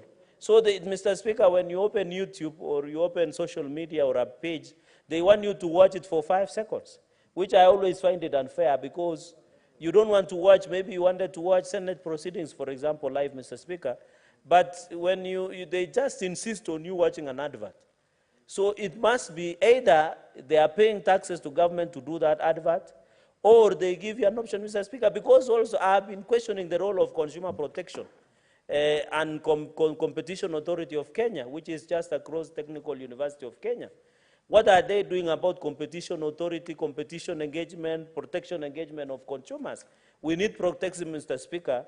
And license, I agree, with online bookmakers, online lottery license, and casino license, Mr. Speaker, so that it becomes easy. And I agree with Senator Aaron that we need to enhance fine. You know, I've told you these people who do gambling are very wealthy people. I remember, Mr. Speaker, when we wanted to do amendments on winnings, this Senate and both Parliament, National Assembly and the Senate, it became hard to move because, of course, the interest that gambling sector has in terms of the laws that we have. So on the licensing, I agree so that we are protected, Mr. Speaker. And even TikTok, I remember when the president pushed on the earnings on online, and I think it is in line with the president what he has been saying, that you can earn online, but we also have license so that we can track winnings and ensure that there is taxation, Mr. Speaker. And also, Mr. Speaker, there is one thing I wanted to mention about these people who run social media. Facebook, Twitter, YouTube, WhatsApp, and X, nowadays Twitter is called X, and TikTok, Mr. Speaker, is that, you know, most of these companies are operated abroad. Mr. Speaker, there is a systematic discrimination from some of these organizations, that when people who are in Africa complain against, for example, X Corporation, or against TikTok, or against YouTube, or against Facebook, or against Instagram, Mr. Speaker, they don't respond to the complaints, yet most of those accounts are verified and you pay for. But people like X Corporation, for example, Twitter, they don't respond to it, Mr. Speaker, just like YouTube. And yet, those accounts that Kenyans own or Africans own are verified and they are paid for. But somebody who is in the US and Europe, when they complain to those organizations and corporations, Mr. Speaker, they take it seriously. So, Mr. Speaker, I hope as we do this, in terms of licensing, we should not be doing PR where when the government wants to issue license, because they own the domains of those applications, Mr. Speaker, they should not take advantage and they should avoid discrimination in terms of addressing, Mr. Speaker. Mr. Speaker, on number 71, in conclusion, I can see my time is 71 clause number 71(2), a gambling advertisement shall indicate the addictive nature of gambling. We want them to be just like cigarette. When they say sportsman, there used to be a cigarette called sportsman. And then they put there, smoking is hazardous to your health. So we want you, when you want to do Betika, Mr. Speaker, and you know the other day, a team like Arsenal, Aston Villa, and others, I'm told they started at the table, on top of the table, but they're under the table. Well, and people have betted that Arsenal, for example, will be on the table, but it ends up under the table, Mr. Speaker, or Man U, Mr. Speaker. We should be given, because, Mr. Speaker, after watching, for you and the Senate Majority Leader, I know that some of us are football lovers, Mr. Speaker. We are addicted to football.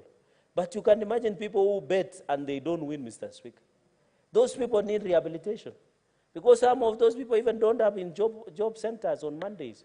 So we must indicate, in fact, and notify players to play responsibly, prohibit children from playing.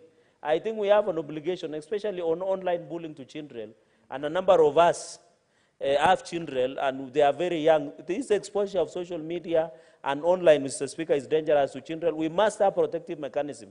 And I'm happy there is a bill by Senator Ogola on newborn and other issues of children. We must look at the children and the law and protect our children from this exposure.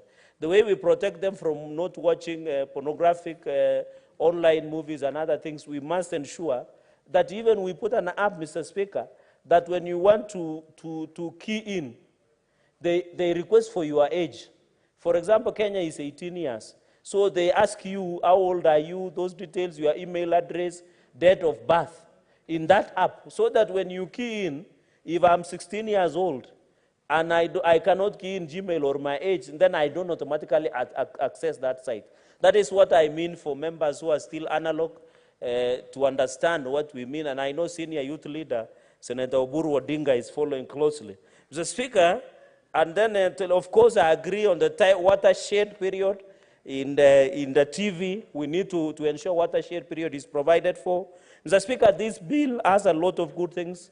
I cannot go through it. I want to listen also to colleagues. There is a lot in this bill. We need to bring discipline and order within the sector, and congratulate Majority Leader Senator Aaron Cheruyat for bringing this. I think, colleagues, we need to fast-track this bill and ensure that the President assents so that we can bring order in the industry, we can get more taxes to sustain our economy. With those very, very remarks, Mr. Speaker, allow me to end there, and I'll request to second, Mr. Speaker, and I'll request to see Commissioner Senior Counsel Okongo Mugeni nyuma ya tent after this, so that we can resolve a few matters. Thank you, Mr. Speaker. I second.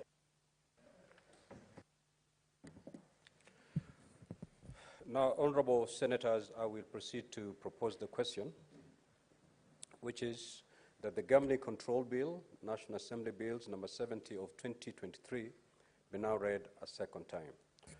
Honorable Sifuna.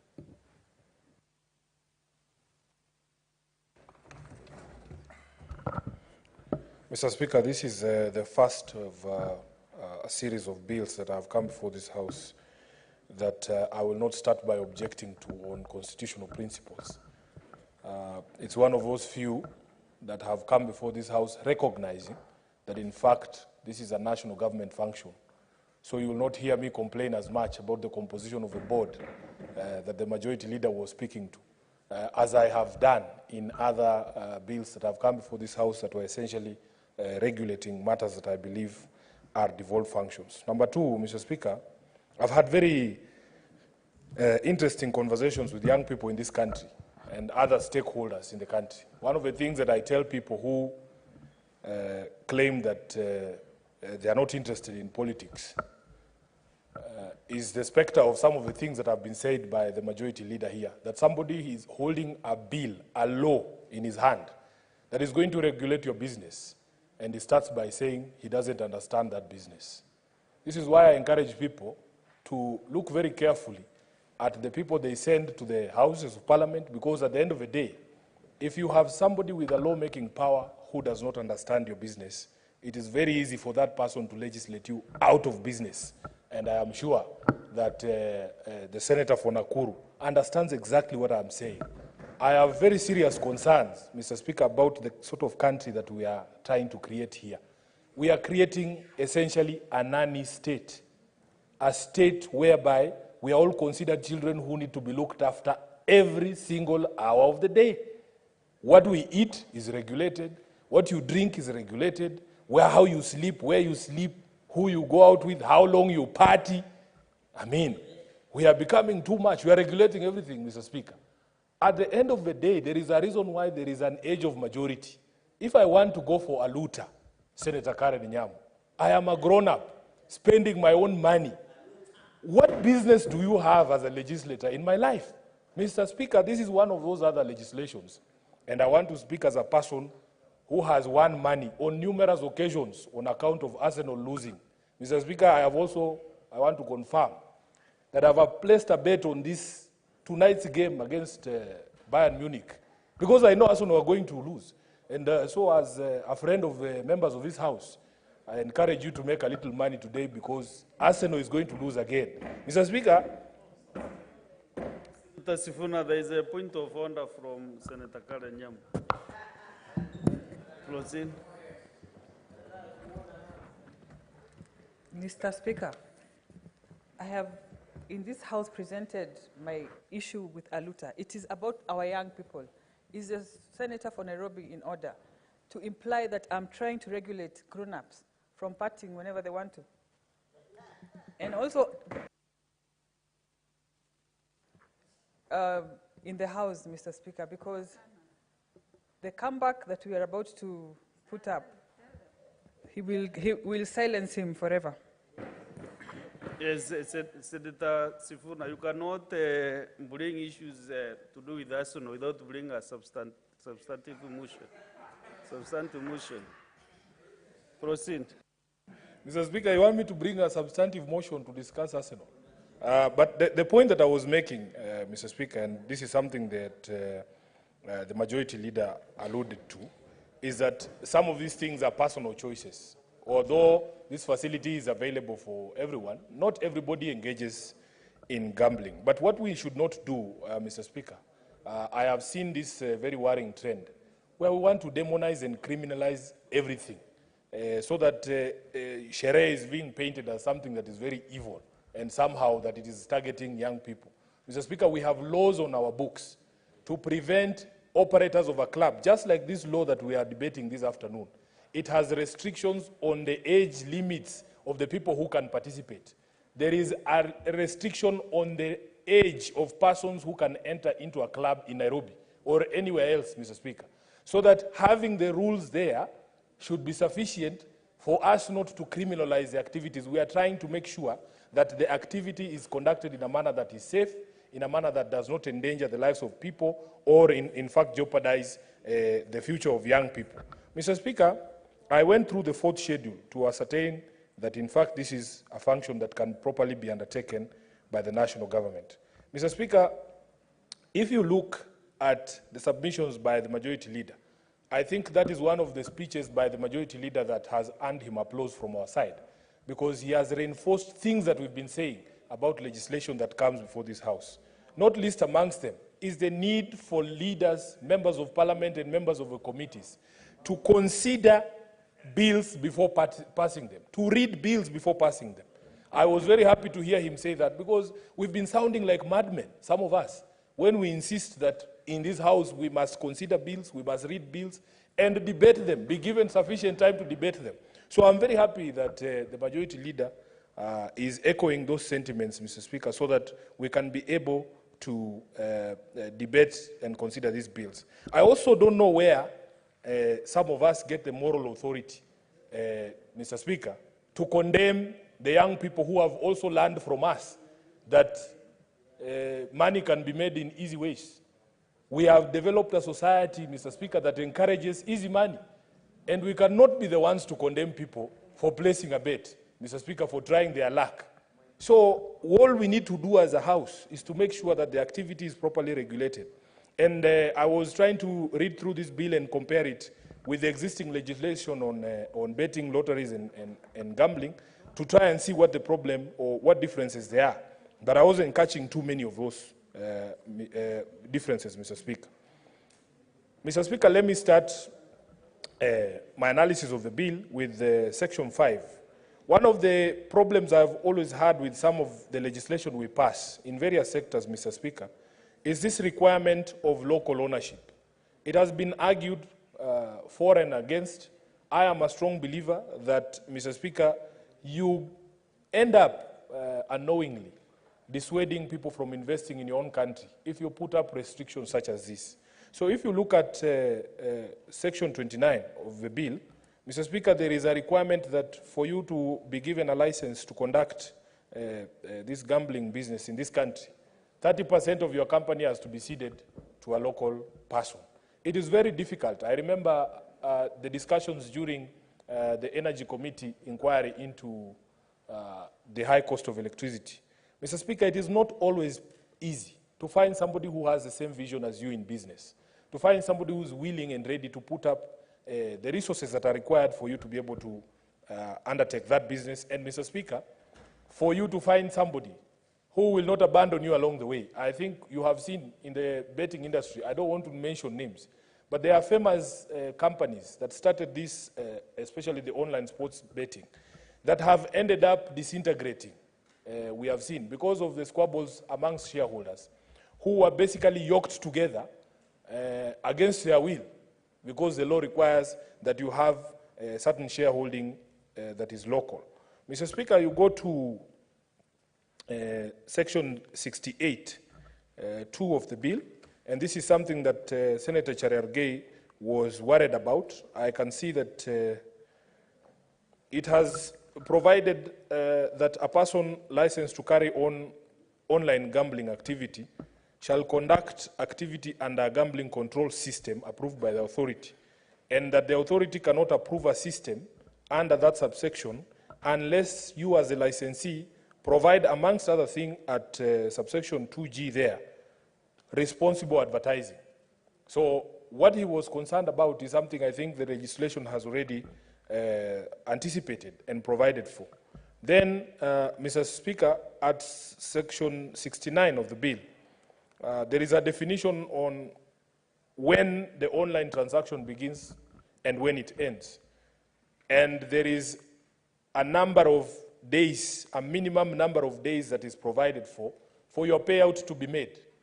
So, Mr. Speaker, the concerns by Senator Cherargei that you can actually win money and the people or the betting firm refuses to remit that money is something that has also been anticipated in this particular bill, and I believe it has also been properly taken care of.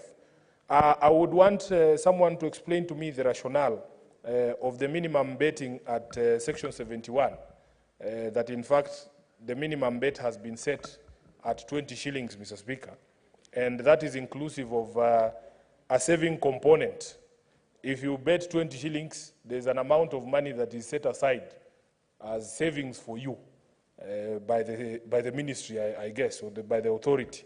And Mr. Speaker, that the minimum bet is set at 20 shillings. I would want some clarification from the committee, I think, during the debate on what that is about. Mr. Speaker, if you go to Section 72, subsection 3, you will see what I was telling you about the need for us not to appear as if there are gaps already in legislation when it comes to protecting young people. If you read Section 72, subsection 3, you see that an operator is made to require proof of age of majority prior to the registration of every player. So you cannot register as a player on an online betting site without having produced proof of your being of age of majority. So, Mr. Speaker, for me really, other than some of the concerns that have been raised by the majority leader on the adequacy of the fines for some of the penalties that have been prescribed, I believe that generally, this is one of the few pieces of legislation that have come before this House that I have minimum problems with, and that in fact, Mr. Speaker, I want to encourage us not to be in the business of demonizing everything and making everything appear unholy and ungodly, especially when it comes to choices that are being made by grown people. If indeed the feeling of Parliament is that a person of the age of 18 or any other age should probably not be exposed to some of these things, Mr. Speaker, it is very much in order for us to require even a higher age. If you say somebody to participate in gambling has to be above 30 or 40, it is possible for us as a house to do this. But for me, I don't condemn without asking myself, what are the systemic problems that have given root to some of this abuse of some of these practices and some people ending up even addicted in some of these things? Mr. Speaker, the underlying socio-economic factors are in fact the things that we as a house and leaders have to address. Somebody who has finished university 10 years ago has never got an opportunity to be employed anywhere. They have degrees, they have all these things. They need to eat, they need a place to sleep. Who are you who has failed to provide that environment where they can sustain themselves and pay for their expenses? Who are you to judge that person when they decide that if I make 50 shillings, I'm going to put 20 shillings on Arsenal losing this afternoon? Mr. Speaker, it is not right for us as leaders, especially when we have not been able to address the socioeconomic challenges of our young people, to then judge people and say, these people who engage in gambling are evil. Who are you, who has never provided any opportunity for people to be employed, to judge a person who has nowhere to go on Monday morning, Mr. Speaker? There is no office for them to go. If they decide to go and listen to reggae the whole day at Aluta, who are you? Who are you to judge that person and say, oh, this is something that is evil and should be stopped? I think we need to end the hypocrisy in these things. As leaders, let us address the underlying socioeconomic issues, first of all. Because a person who's meaningfully employed, like I can see Commissioner there, Commissioner's diary, Mr. Speaker, is full from morning to evening, 24 hours a day and 7 days a week. 365 days a week, and if we factor in the difficult travel schedule, Mr. Speaker, she has no time.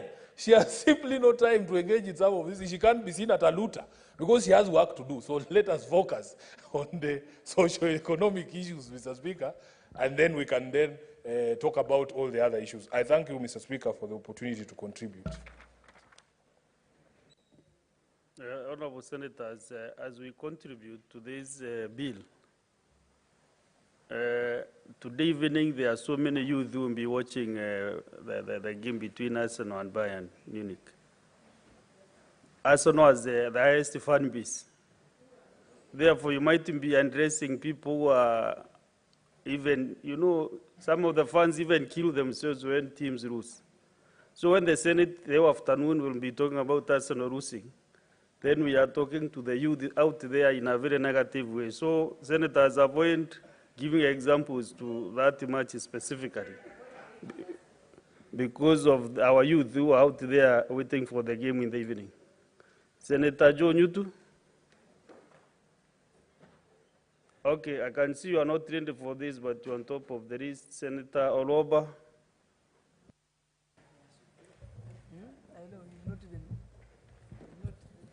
Thank you, Mr. Speaker, for this opportunity to support this bill. Mr. Speaker, first of all, I would like to take note that the Committee of Labor, the Labor Committee, went through this bill and gave a report on it. And Mr. Speaker, I had the opportunity to interact with some of the issues that were highlighted by the stakeholders who are affected by the repealing of the Gambling Act and now being replaced with this bill.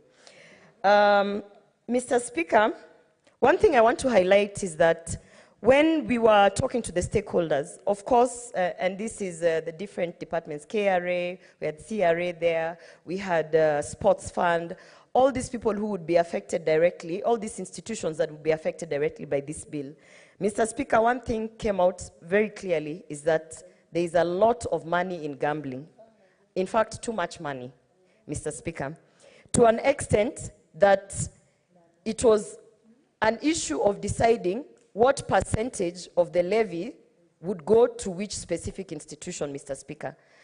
A clear example is we had the members of Sports Fund and the CEO come in to say that, in fact, there is a particular section of the new bill that takes away more than 16 billion from the sports fund. Earlier on, the levies would be collected and a big percentage of it would go to sports fund to be able to give, facilitate the activities that sports fund has, including sporting activities, supporting artists, supporting our young athletes, and all that stuff. So while this bill was being drafted, I think there was an oversight, and they forgot to include the percentage that should still remain in the sports fund. So when sports fund came to the Labour Committee, they explained this. And Mr. Speaker, one thing that I questioned and I asked them is, yes, this money is generated from sports. This money is generated from gambling, mainly within sporting activity.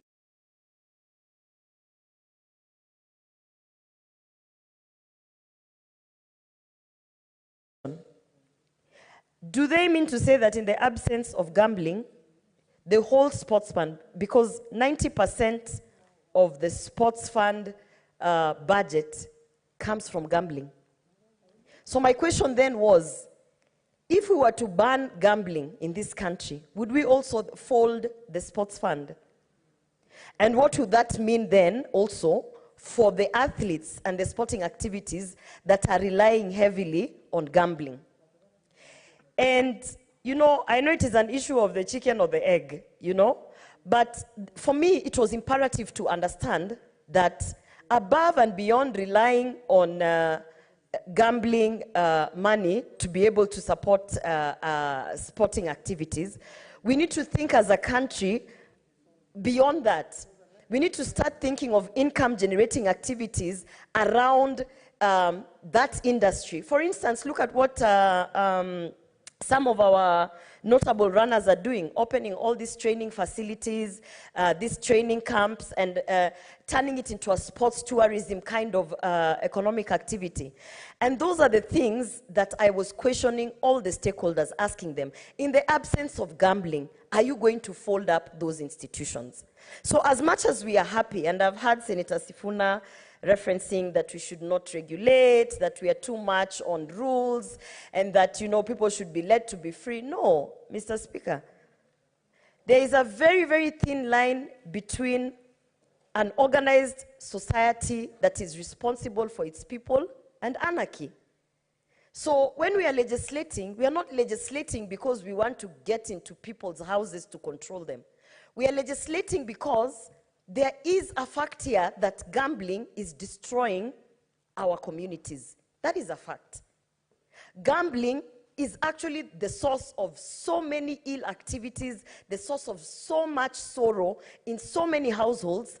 Women out here are literally having to deal with not only the issue of their spouses having substance abuse, but with the issue of gambling.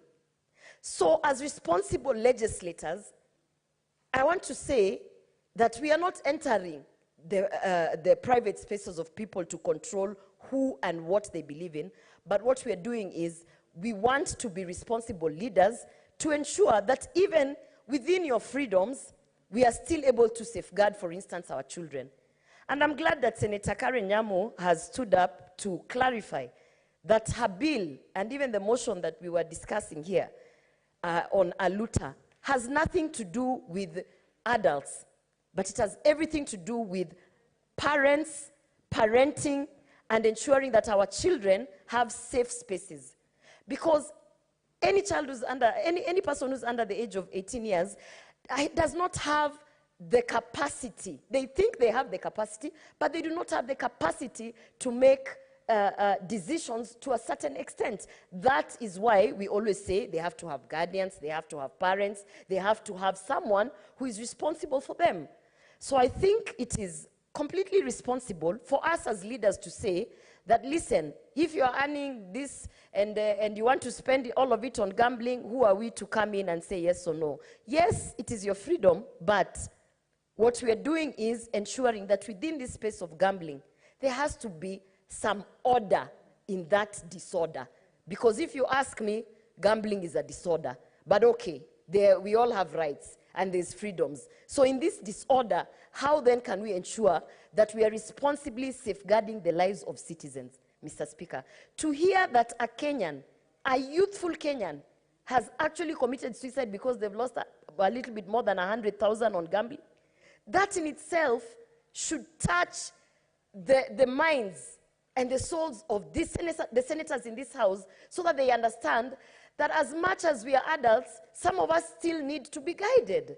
And that is why within a county, we still elect a governor to be able to lead the people. We still elect a senator to be able to lead the people.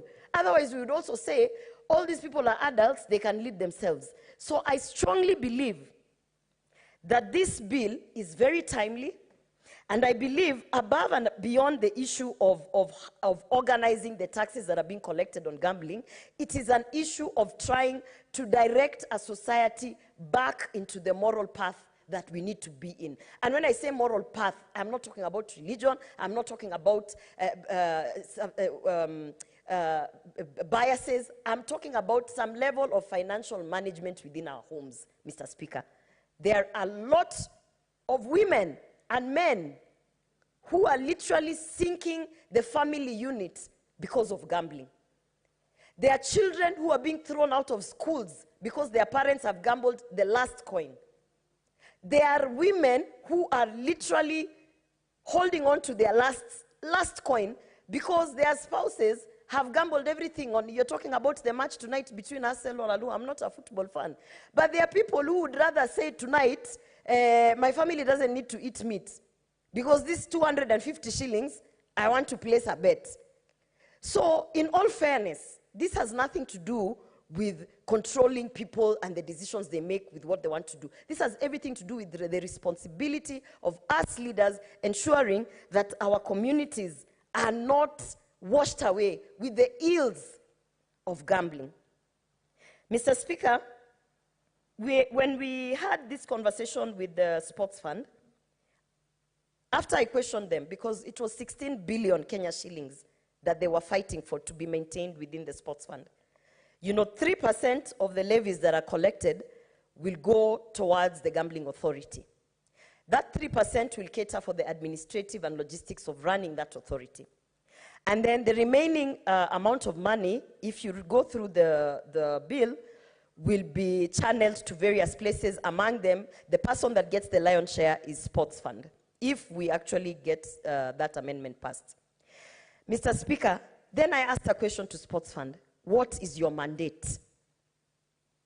Their mandate is to cater for sporting activities, because it is an independent state agency. But above and beyond that, they actually have some level of responsibility to push the creative economy, Mr. Speaker. And there was a kind of discussion like, yes, you know, our athletes. I said, you're talking about athletes. What about the creative economy? What about the creative economy? Because you have a mandate within that institution to take care of singers, of filmmakers, of all these people in the creative economy. And I could tell from even Waziri Ababu Namamba's response that the creative economy was not really prioritized. It was more about football.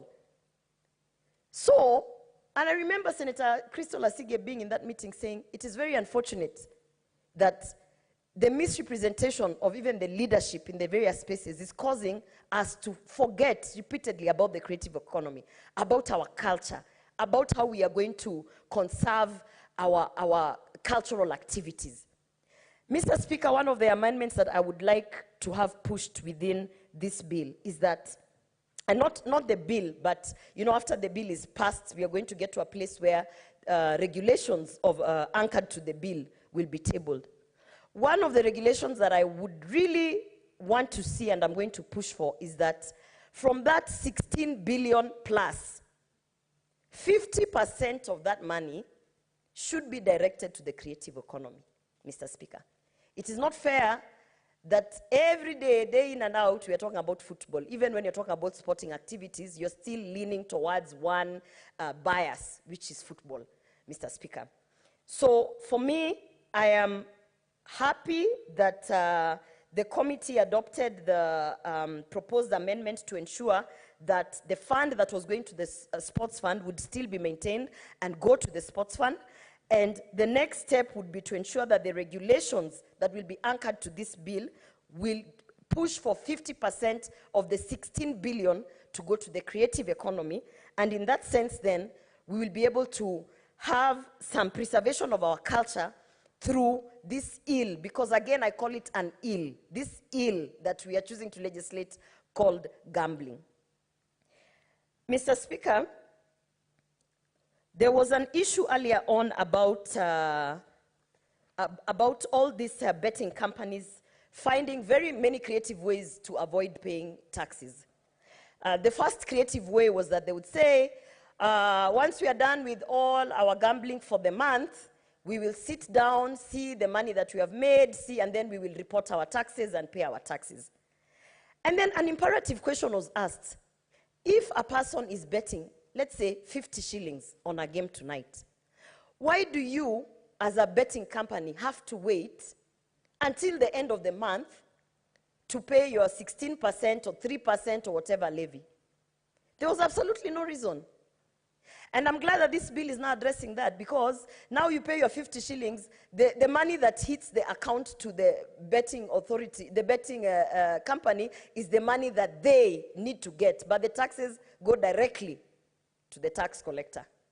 And in that sense, then, we are not having any arguments towards the end of the month talking about you made 3 billion and you're only paying taxes this much. It becomes a very fair and easy calculation, because truly, if the taxman is asking for 3% or 16%, then it is 3% or 16% of the 50 shillings that I am betting. So in essence, that money should not even be stored with that betting company. It should go directly to the tax collector. So that as much as we are now accepting this ill called gambling, we are also saying, okay, our economy can also benefit from the income that is coming from gambling. Because in that sense, then, it makes work very easy for the tax authority. They don't need to have to sit down at the end of the month and follow people and everything. So, and that's one of the other reasons why I'm supporting this bill. And Mr. Speaker, there was an issue of the authorities who are going to enforce the activities that are governing this bill. For instance, you have all these city council or KRA agents coming in, shutting you down, and then confiscating your machine or your equipments. And there was never really any legislation about what happens when you take my machine. And who, because that machine sometimes has my personal data as a gambler, as a client. So you find an authority comes in, they sweep the house, they take all the machines, and then you are involved in these negotiations between, do I have a license, have I been authorized? In the meantime, that machine that has the data of the end user is sitting somewhere very vulnerable to data trading.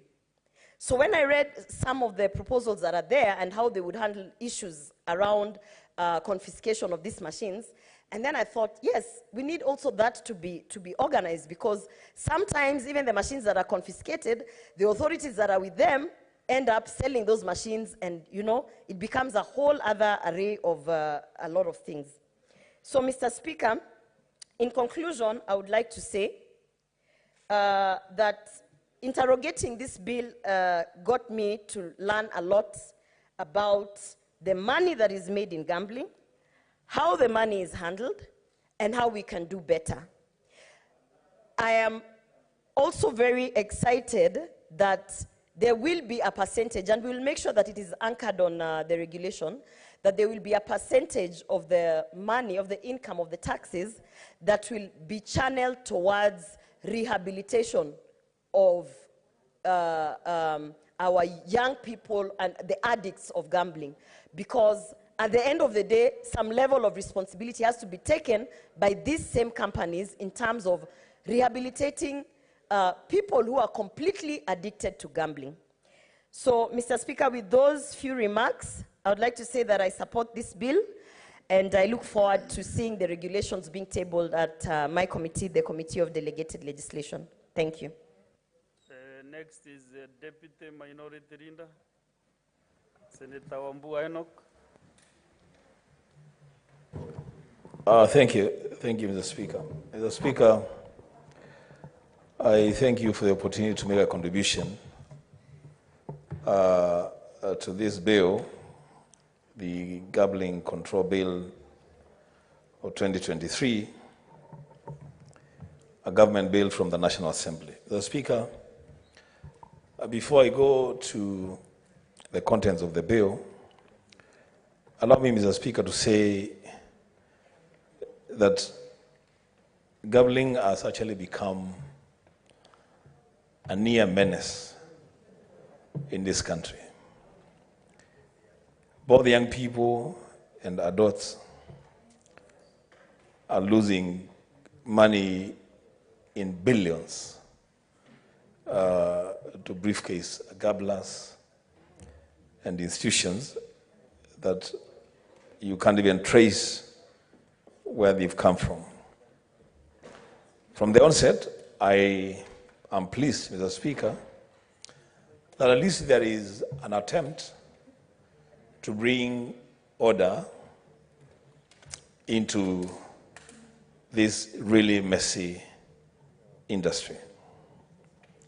Mr. Speaker, I will limit my comments to this bill on 3 parts, Part 2, Part 3, and Part 4 of the bill, and begin by saying that, Mr. Speaker, in many cases, in almost all the cases where we are dealing with shared functions between the national government and the county governments, in most cases, the role of the national government is largely limited to setting standards and policies. Mr. Speaker, we are the house mandated by the Constitution to defend devolution, to protect the interests of counties and county governments. In this bill, which is a National Assembly bill, I don't see that protection of devolved units in Part 2 of this bill. Why do I say that, Mr. Speaker? I say that because the licensing of the business, the gambling activities, is made a reserve of the national government by this bill. And that the county governments, the only role that they have in receiving money from people who set up gambling houses, they only make their money from issuing permits to business premises. The Speaker, as a house that is responsible for fighting for devolution, one of the biggest conversations that we should be having is how do we open up revenue streams for county governments? This bill does not open that stream. This bill makes a very big river, a revenue stream for the national government through the issuance of licenses to gambling activities, and provides a very small stream to county governments through just the issuance of permits for premises. The Speaker, this is a matter that when it comes to that reading, we should propose amendments. So that, Mr. Speaker, this bill, because the bulk of this will be happening in towns, in counties. This is an opportunity for counties to issue licenses for businesses, not just permits for the business premises. The Speaker, I say this because my view, and I believe that was the view of the drafters of the Constitution 2010, is that progressively County governments are supposed to collect a lot more money, their own source revenue, and rely less on the exchequer releases from the national government. Mr. Speaker, when we get to that reading, as I said, we will be proposing amendments to right that wrong.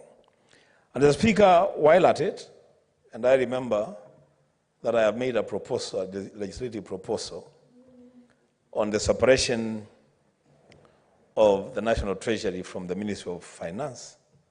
Mr. Speaker, some of these things will be addressed if we are able to actualize our thinking on how we separate those operations between the National Treasury and the Ministry of Finance. And Mr. Speaker, without urging members and colleagues to go slow on a bill like this, Mr. Speaker, as a leader in this House, at times I wonder, why is it that when we receive legislation, when we receive bills from the National Assembly, we're in so much hurry to process and pass the bills, and yet when we send bills to the National Assembly for concurrence, they take forever to process, if they ever do.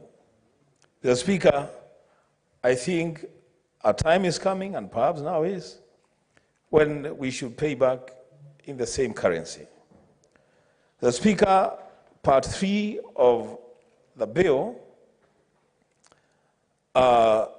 speaks to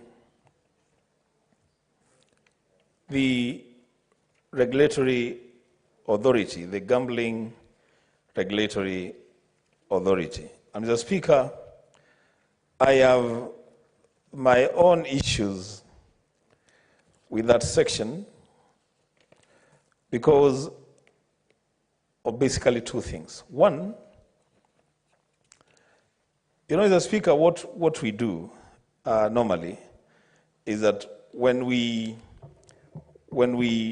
legislate, when we create authorities, and I think this is a problem that we have inherited from perhaps a level of laziness, I don't know on whose part, that every time that we create an authority or a board, we are very quick to do a copy and paste exercise in determining who the members of the board are. And traditionally, we always put in there a permanent secretary, the ministry responsible, a permanent secretary for finance, the attorney general. Mr. Speaker, I think we must expand our thinking beyond that traditional way of doing things. Because you will find that on every single day, one PS in one ministry is supposed to be a member of a board in 10, 20 boards. They never get to attend the boards. Of course, they have representatives who are designated.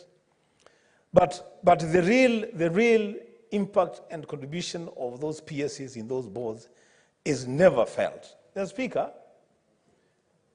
why can't we move away from that tradition? Why can't we get people who are competent to sit in boards and add value to those boards? Mr. Speaker, it's the same thing that I have seen with the authorities that we create, the boards that we create. And it is repeated here, that the headquarters of the authority will be in Nairobi. Mr. Speaker, what is the magic in placing the headquarters of this authority in Nairobi? Mr. Speaker, we must rise up, we must wake up and realize that that used to happen when Nairobi was the only city in this country. Today, we have Kisumu City, we have Mombasa City, we have Nakuru City. Mr. Speaker, the designation of a town into a city is not just for purposes of name. It's also for purposes of certain activities happening in those cities. Why should we concentrate all the boards, all the authorities in Nairobi and none in other cities like Mombasa, Nakuru, Kisumu? What is the magic, Mr. Speaker, of having this board in Nairobi? And I'll be challenging those senators who have fought very hard to have their towns elevated to city status, to also push an agenda to have some of these authorities to go and sit in those cities. Because there's nothing wrong with that, and there's no magic in sitting a board in Nairobi. Mr. Speaker, lastly is on the issuance of licenses and permits. I've looked at part 4 of that bill, which deals with the licensing and the issuance of permits. And Mr. Speaker, my question is that as we give authority to the authority to determine who can get a permit and who cannot get a permit, who can get a license and who cannot get a license, that we will not be jumping from the frying pan into the fire itself.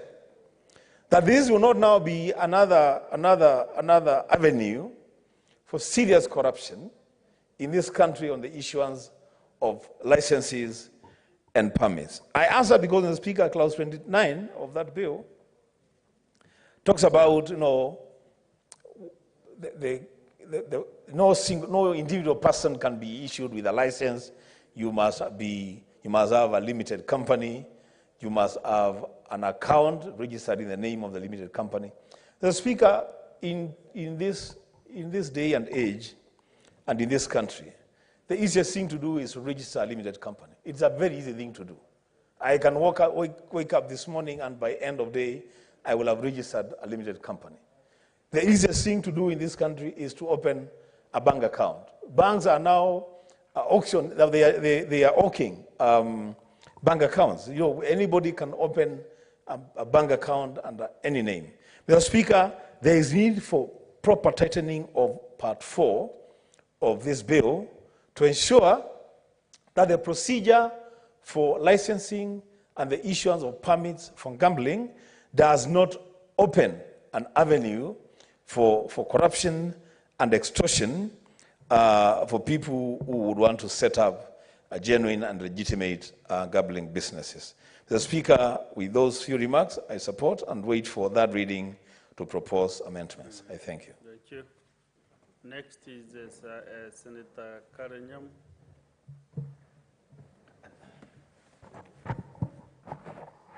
Mr. Speaker, I rise to support the Gambling Control Bill of National Assembly. And Mr. Speaker, as much as we will not condemn this practice of gambling, if we do not regulate it, it is bound to become a menace in society, Mr. Speaker. Statistics show that Kenya is among the nations with the highest number of its young population involved in this gambling practice, Mr. Speaker. And we have 89% of our young people gambling as compared to Nigerians, 78% and 74% in South Africa. So, Mr. Speaker, this bill is not only very timely, but very well thought out. And some of the provisions in this bill, the requirement that the directors, the shareholders have to be Kenyan. I want to disagree with Senator Sifuna, who opposes this provision, because, Mr. Speaker, we will have a situation where foreigners come to the country, make their investments, and carry all the profits back to their country. So at least we are assured that if, as shareholder, if we have Kenyan shareholding, that at least some of that proceeds will remain here. And also, Mr. Speaker, we have an example of KFC in the past where they were importing everything, including potatoes, when we have very industrious farmers in Kenya, and particularly in Nyandarua, where we have very good quality potatoes. And it was until we protested on social media that now KFC is bound to buy potatoes from Kenya, and you can actually feel the difference from the previous fries in KFC and what we have now. Mr. Speaker, the other provision of 15% tax from the proceeds of gambling is an excellent provision, because we are all about creating revenue for our country. The other provision of requiring that every company carrying out this business has a license and also does not involve itself in very cheap products to protect our children, because they can easily afford this low and cheap products of gambling.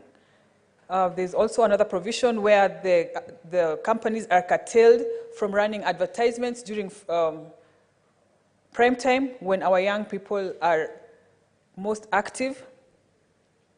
And also the provision that these companies have the social responsibility to ensure that our young people are protected. So, Mr. Speaker, I want to support and also challenge our law enforcement to be patriotic and ensure that these laws are being enforced on the ground, so that we do not expose our young people to a practice that ends up being a menace at the expense of our future.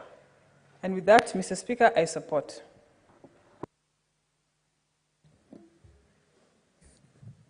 Senator Manzo, Daniel. Thank you, Mr. Speaker. Mr. Speaker, gambling is a worldwide game. And Mr. Speaker, has had serious effects on gamblers, and in fact, needs to be controlled seriously so, as the name of this bill. But Mr. Speaker, I remember in the history of legislation in this country, there have been so many gambling laws coming in, all manner of proposals that because it is gaming, when we gamble and we game, then this money should go into one kitty to make sure that it supports sports in the country. That didn't seem to be realized. The law kept on changing, and now we have a new law to control gambling. I want to say that, Mr. Speaker, gambling is going on in so many forms, and there is so many licensing. It is going on radio. It is going on, on television. It is going on sports, when people make sports predictions. And although people part with so much money, a little is won by a few individuals, and this kept the people who gamble, gives them an expectation. And it has made a lot of young people think you can easily make money through gambling. I think the people who set up gambling equipments are so keen to make a profit. They are not setting them up to make anyone rich. And therefore, it's addictive. It's like a drug, and quite a number of young people and many other gamblers have committed suicide when their expectations seems not to be met by gambling. And therefore, Mr. Speaker, in my own thinking, really gambling should be controlled. There must be a lot of information to the people so that they know what it is. And gambling takes forms from fellows in the street. You say the Machakos bus station, when people are traveling all over the country, you will find gamblers there, making people think they can earn some money, and you end up losing all your fare there, and then it ends chaotically, and people are beaten up, and that's just the slowest form of gambling. Some fraudulent activity in certain areas. Then it goes on to the big companies, Mr. Speaker, which, is very well advertised. But the same advertisement doesn't tell people that in the event you don't meet your expectations, a gamble is just a gamble. So a lot of people have taken it as a way of getting rich. They have been frustrated. And the gambling is not just done by the poor, Mr. Speaker. Even the rich gamble themselves into bankruptcy.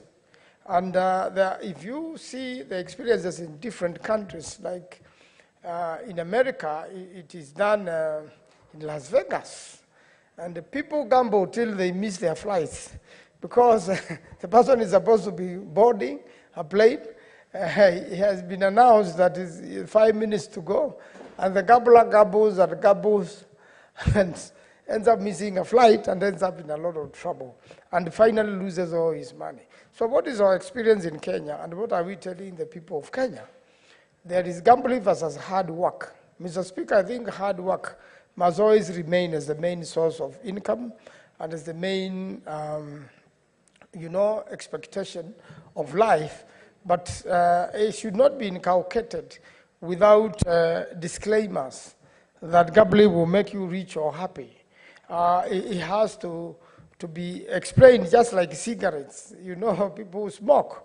It is clearly written that cigarette smoking is dangerous. So we must also have a right that gambling is dangerous, and it is just a game. Mr. Speaker, many people don't take it as a game. They take it as a way of earning, and that has not been corrected by the government. And when the government brings this particular bill, it has come on board as a bill which is originating from government, and therefore it should come with control. It should come with warnings. It should come with the government taking responsibility in the event something happens, and therefore all this money is raised in gambling together with paid taxes. Then it should be apportioned properly because it's a game to games. For promotion of games, so that it can promote talent in the country, because talent makes people earn a lot of money. It should also be used to promote sports, so that the footballers and the sports people can be well facilitated with enough facilities to deal with the sports. But what has been the practice in the past hasn't been the same. When the monies are raised, it ends up in confusion. It ends up in being misused by certain individuals. One of the worrying things about this law is that it has come up with a board. And I had information that generally, world over, we are discouraging, too many boards. Every other little thing is a board. And the board has become now like a form of employment. Creation of employment, where there has to be a chairman, there has to be a board, there has to be a CEO, there has to be members of staff. So then it ends up to, again, to the main exchequer, and many other facilities like roads ends up without funds, while money is being used, in a non-profitable making venture, or a venture which depends on the moods of the people. If people don't feel like gambling, then what will happen to this board, this managing director? All these people, and they're expecting a livelihood out of it. Suppose now people are moved by churches and other organizations to avoid gambling, just like they should avoid drugs or smoking or alcohol. Then it ends up in the same thing. So I think the general policy in the country should be one of encouraging hard work, and such that any money is raised out of these games, gaming and guessing and chancing, then it helps another person build a life through developing a country. Should it be arts? Should it be movies? Should it be anything which entertains? And because it falls within the regime of entertainment. And entertainment is one of the pillars of influence. So it's a big time thing. Out of 7 pillars, entertainment is one of them. And therefore, entertainment comes in form of sports, football, and many other things which keep young people busy. So having seen this in our many years with you, Mr. Speaker, in the houses, now be ranking members, we have seen a lot of this law and the push and pull and the many interests which comes with this particular law. And therefore, I am really expecting that it is going to be of help to Kenyans, that it is going to be of assistance to professions and talent. And therefore, Mr. Speaker, I'll be proposing amendments into this particular law before we do third reading. Yesterday, we completed the third reading in some law, and while I was framing the amendments, I saw it was for division today, and wondered whether there is any chance to amend any of these laws coming from National Assembly. And I think we should take it with the caution it deserves so that we have an opportunity to amend and to serve Kenyans better. I thank you, Mr. Speaker. I am looking forward to getting this law thoroughly amended. I thank you. Senator Catherine Muma. Thank you, Mr. Speaker, for the opportunity to speak to this bill. And I wish to state that this is a bill that is actually repealing what was there. And at the onset, if you look at the fourth schedule, the function on betting and gambling is a shared function. It is a function of national government, and it is also a function of county governments. I do support the fact that we need to actually have a clear law that regulates what I call a vice, the vice of gambling and betting, knowing that we have allowed it in the past. It's not something that has just come, but something that needs to be properly controlled. Mr. Speaker, as we do so, and as I support the bill, I would request the movers to relook at the bill. In my view, and those of you who have read it will bear me out, this bill only makes token reference to counties. It establishes an authority, which is a national government entity, goes elaborately onto who this authority is, what the functions of this authority are, and then goes on, establishes the board of the authority and what the board can do. And when it speaks of the functions of the authority, it talks about controlling, managing, regulating activities relating to this act. It doesn't talk about national government activities of this act. So when you look at it, in my view, there is a confusion. If we pass it as is, if I was the director of the authority, I would believe I have mandate over every gambling center in the country. When you come to clause 50, where they attempt to make specific reference to the county, that reference is scanty. It's unclear. Here we have clear structures for national government on how they are going to think through, clear boards there, but at the county level, you simply say the county will. In such a way that if we set off with this law as is, the national government will be able to set off to start working. The county governments will still be asking, it is not clear on how we set up this issue. Is this our function or is this a national government function? So I would request that even as we support this law, and I wish to ask our secretariat to always call us to check when reading these laws, to be able to tell us if it is a shared function of national government and county government, how have we demarcated it so that it is clear? Anybody reading here will see this is what county, this is how county betting and gambling looks like. And this is how national betting and gambling looks like. This is what the authority will be doing, and this is what the county teams will be doing.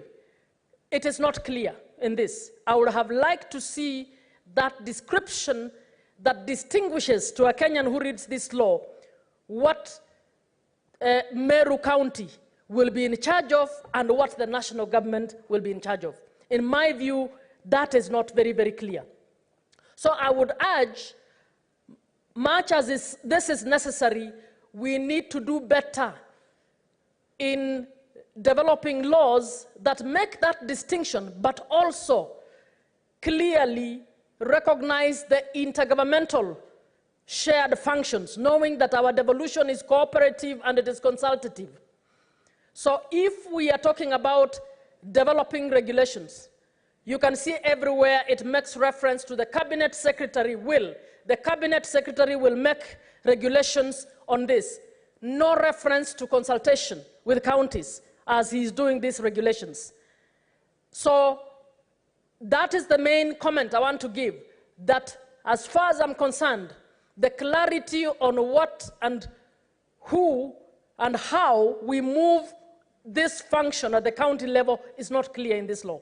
We need to make that clear. We need to distinguish it. We need to also be clear on areas of intergovernmental cooperation and consultation in order to make this clear to the Kenyans. I support with those amendments, Mr. Speaker. Thank you. Senator Mgatana Danson.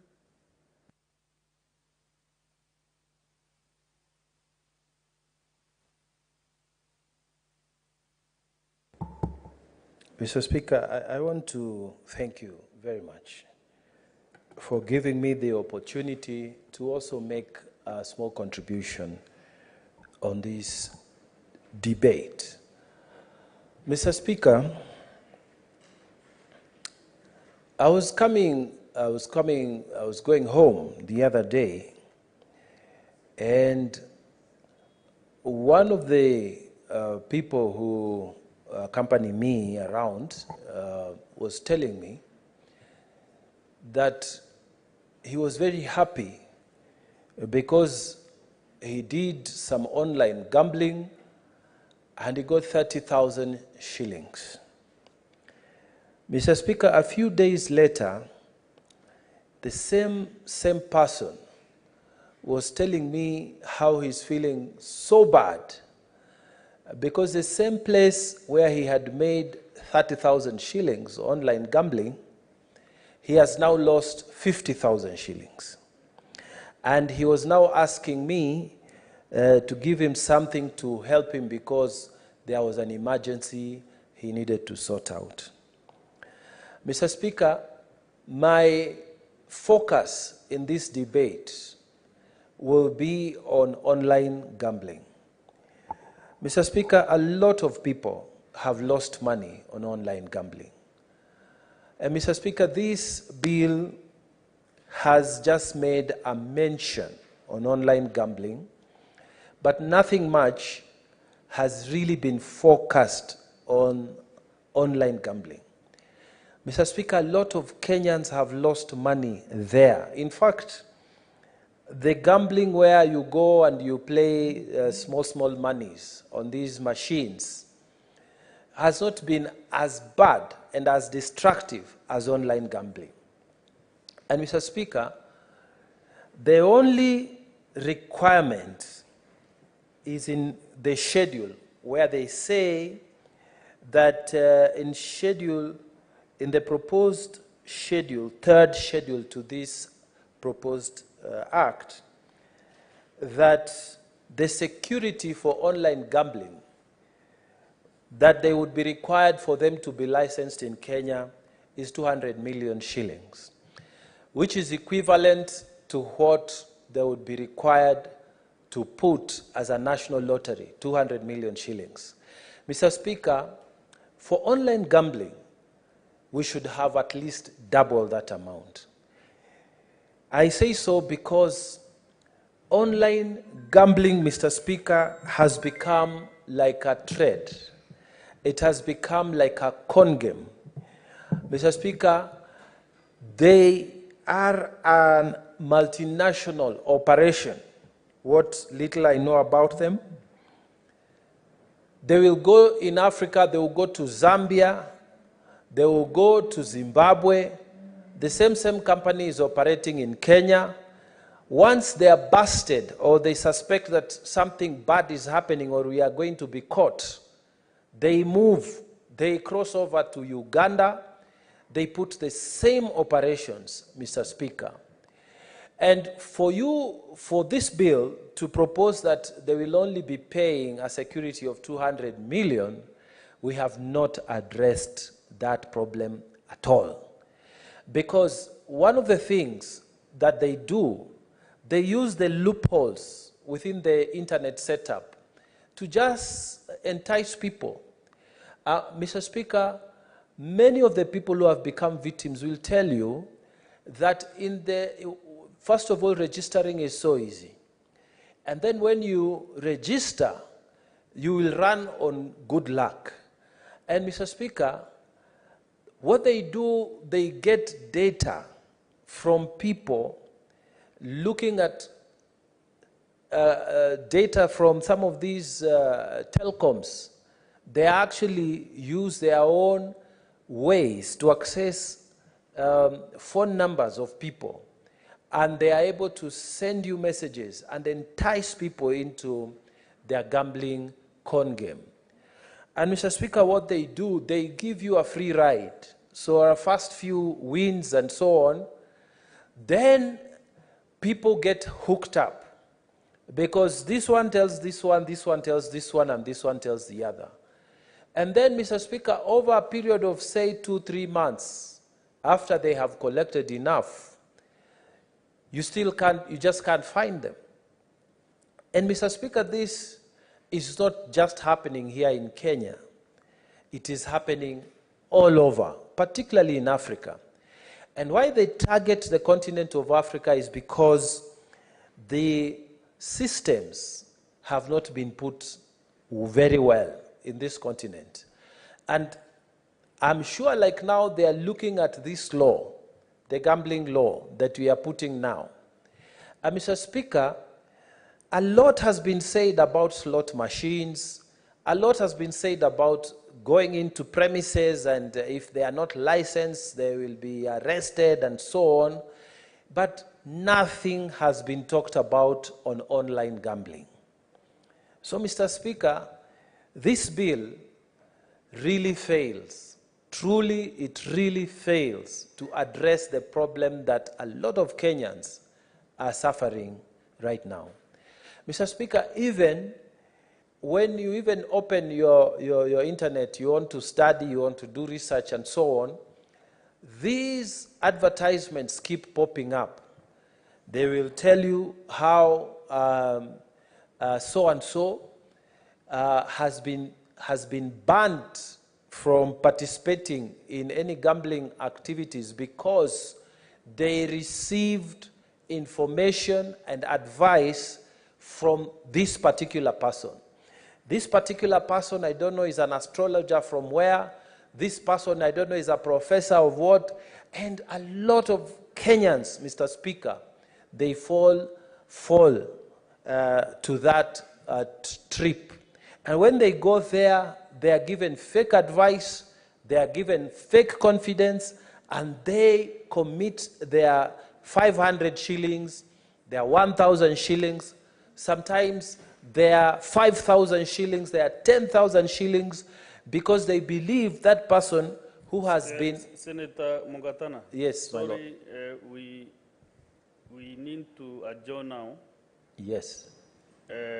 You'll have a balance of 13 minutes. Thank you. Honorable Senators, we have, it is now 5:30 p.m. In line with the decision made earlier by the chair that we have a motion for adjournment pursuant to Standing Order 37. So I request Senator Muma, you may now move your motion.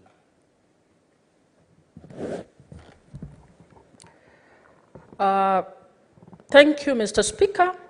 I beg to move the motion that pursuant to Standing Order 37, the Senate, to move a motion on the definite matter of national importance, namely the ongoing strike by the health workers in the country.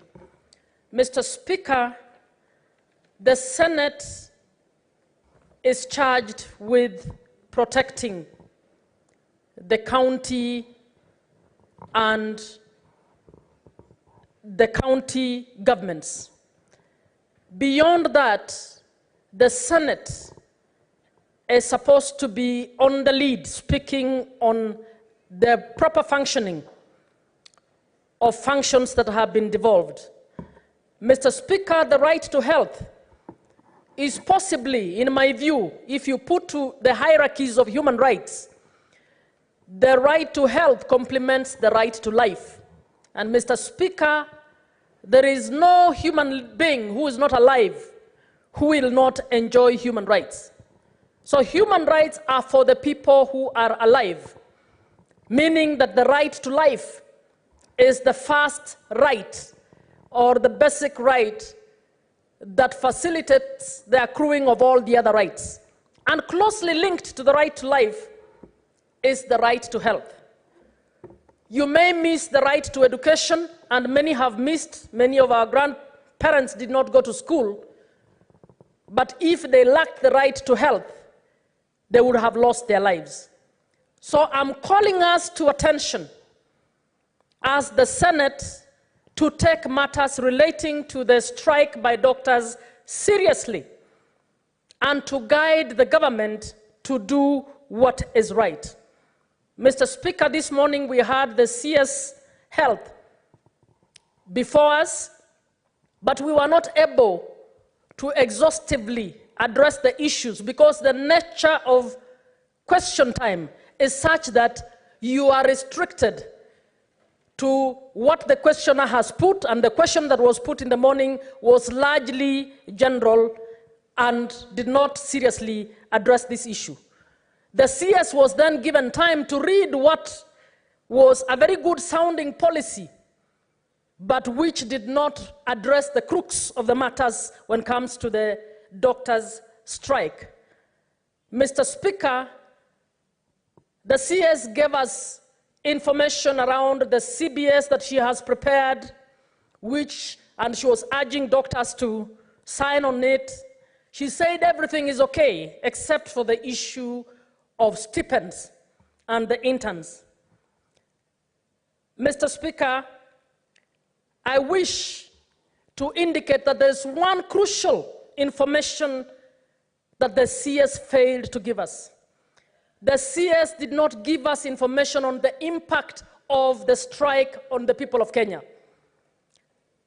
Mr. Speaker, she did not tell us how many people have died in Kenyatta National Hospital because they have failed to get the services that they require. She did not tell us how many people have become critically ill because they were not attended to at the right time that they were supposed to be attended.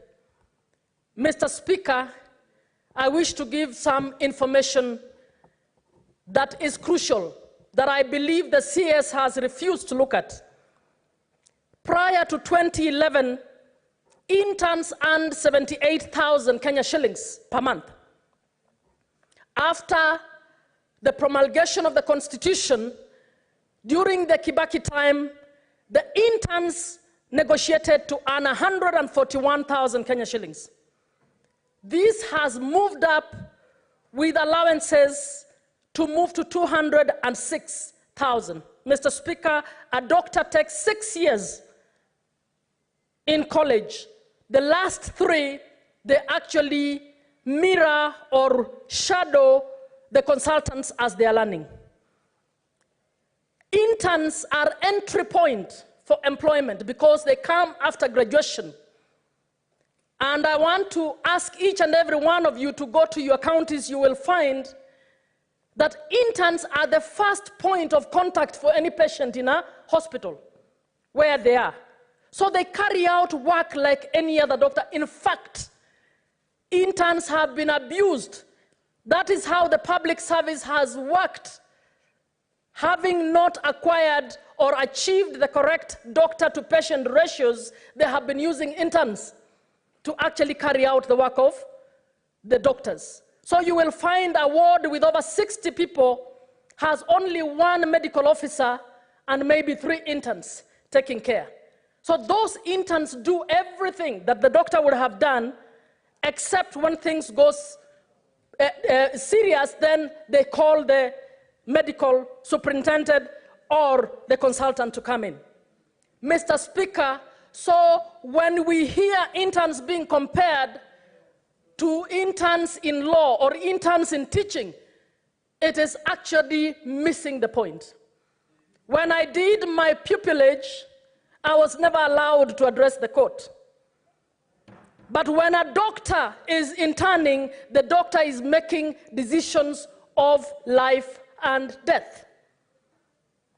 But Mr. Speaker, our Constitution has provided that we cannot alter payments of employees to their detriment. Where are we finding this? Everybody's raising the taxes. Inflation is high. These doctors earned 78 in just before August 2011.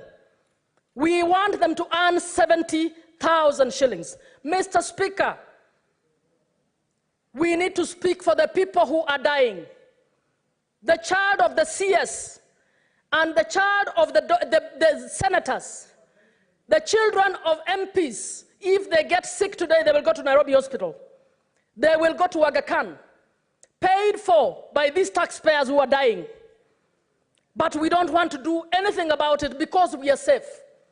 Because our spouses will be taken, we have an insurance paid for that can avoid these strikes. Mr. Speaker, there was a time I actually suggested that all state officers should be treated in public hospitals in order for them to feel the pinch the way other Kenyans are feeling the pinch. We need to know how many people have died. We need to know how many people have got worse. As members of parliament, as senior government officers in the Ministry of Health, continue being with the arrogance of speaking and even using language that is not acceptable. How do you say doctors must come to the table? Doctors must sign the CBA. The CBA that was there that doctors signed was signed by a government, a legitimate government. And the CS Health needs to learn that governments exist in perpetuity. You cannot run away from decisions that have been made by a government. Mr. Speaker, how I wish a proposal would be made that salaries of PSS and CSS be reduced. How I wish that we would propose salaries of MPs be reduced to 10%. Why are we comparing and saying interns in Zambia are getting 70? Why are we not taking the salary of MPs in Zambia? Mr. Speaker, health is the most important thing. And the day this country wants to move ahead, we must invest in keeping our doctors in place. We must invest in keeping our nurses here. All of them are looking for jobs abroad because we are joking with this issue. Mr. Speaker, I wish to call to my colleagues to speak truthfully to this issue and ensure that we condemn what is going on and call the CS to order and the Ministry of Health to ensure that the doctors' pleas are heard. At the very least, they must not be given less than what they have been earning. Thank you. Yes, who is seconding the motion? Senator Sifuna will second. Mr. Speaker. I think, Senator Sifuna, you are aware that you will second in 5 minutes' time. Yeah, that is fine, Mr. Speaker. Senator speaking on this is 5 minutes. Mr. Speaker, I rise to second this motion. As I said in the morning, I was deeply embarrassed by the fact that we had opportunity to put serious questions to the Cabinet Secretary responsible for health this morning. But in my view, we squandered that opportunity, Mr. Speaker. And in fact, that point was demonstrated later in the afternoon when the very senator for Embu, Senator Mondiki, then comes up in the afternoon with a question to the Committee of Health that he should have directed to the CS of Health, but instead wasted time massaging the CS for Health. Mr. Speaker, it is the position that on the 27th of March, the delegation of government walked out of a negotiation with the doctors. Mr. Speaker, since the 27th of March, there has been no further meeting between the ministry and the doctors because the ministry insists that the doctors must give up that one right that they have to enforce their rights, Mr. Speaker, the right to go to strike or to go on strike so that a conversation can be had. Mr. Speaker, as Senator Muma has said, the government today must understand that CBS do not expire. Collective bargaining agreements do not expire unless and until a new one is registered in the Labor and Employment Code. Mr. Speaker, when a government comes in and finds an agreement in place, it is the responsibility of that government to honor those agreements. In fact, in the morning, you heard the CS for Defense, Mr. Speaker, saying that he continued with the work at Uhuru Park because he found that arrangement in place, even though he himself admitted that he knows that was an illegal move. So the illegal ones, this government is very happy to continue with them. But the ones that make sense, the legal ones registered even in accordance with the law, those ones they decide that they are not going to execute. Mr. Speaker, I wanted to request or ask the CS for Health in the morning whether she understands and whether the government understands the sanctity of a CBA. It is an agreement that you have entered into on your own volition. Nobody has forced you. And once you sign a document, Mr. Speaker, the law is that you cannot run away from agreements you have gotten into yourself. That is why some communities, Mr. Speaker, don't believe in divorce. That once you have paid dowry, you remain. And I think that is something that your friend, the CS for Agriculture, understands very well. Mr. Speaker, there is also something I heard from government that really broke my heart. That in fact, an IG of police, who I have said publicly, I have serious doubts as to his capacity to hold public office. Because, Mr. Speaker, he does not seem to understand the Bill of Rights, that in fact people have the right to freely assemble. I have been seeing doctors in the streets. Mr. Speaker, they come there dressed in their white coats. They don't look threatening at all. But when an IG of police says that he's going to bludge on doctors who are on strike, Mr. Speaker, this is somebody who has no idea what he's doing in the office of Inspector General of Police. Then you have a ministry saying that they are aware that the civil protests, Mr. Speaker, are being sponsored by cartels. And they are the ones financing this industrial action. I would have loved for the CS to tell us, to name before this House, who are these cartels that are financing and encouraging industrial action. The industrial action stems from the lack of respect for agreements that have been entered into by government and the doctors. Mr. Speaker, I also heard her in the morning saying that, these doctors must respect court orders. I wanted to know from the CS, where does she get the moral authority? Where does she get the moral authority to lecture anyone about respect for court orders? Mr. Speaker, is in this same government that told us that those court orders don't have to be respected. I heard the president himself speaking on the Ihith and Ndunyunjeru Road, where the Environment and Land Court has said you cannot build a road through the Abadeas. He instructed a PS, I saw it myself with my own eyes, saying, wewe jenga hii barabara. Why can't he do the same? Because, Mr. Speaker, it is government that sets the pace for respect of court orders. So they have no moral authority to tell doctors that until and unless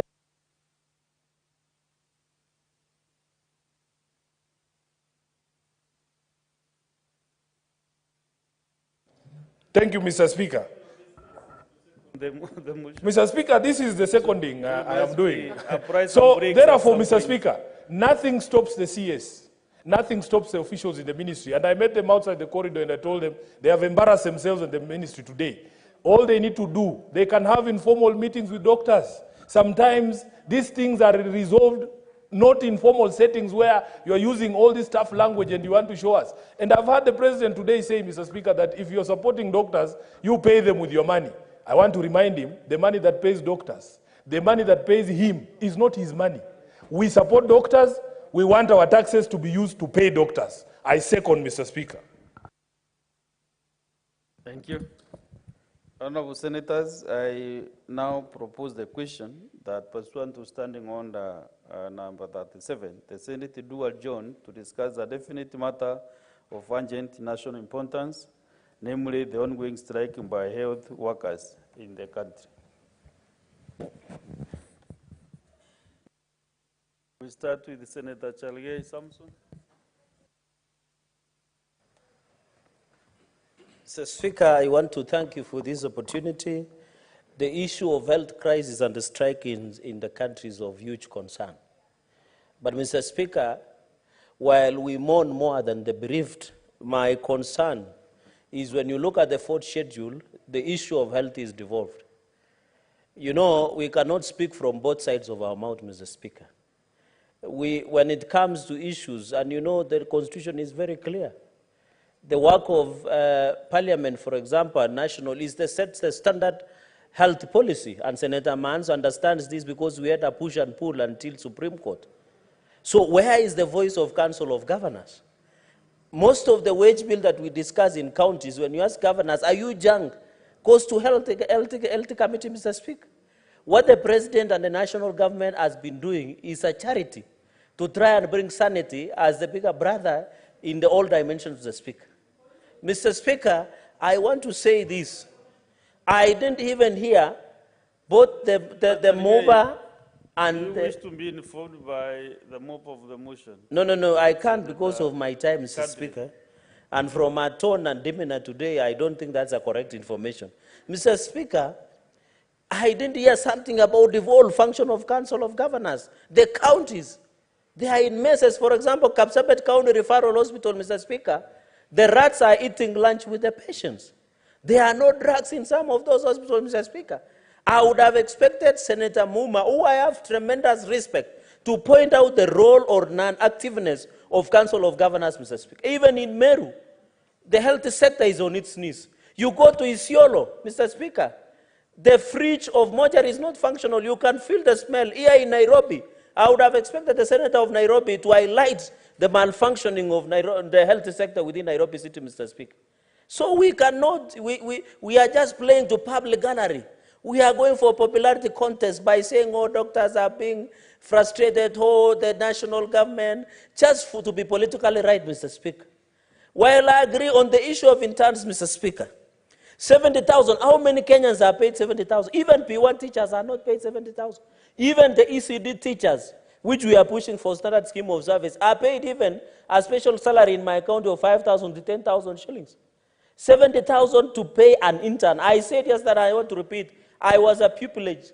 I was a pupil at my master, Sarah Karuka.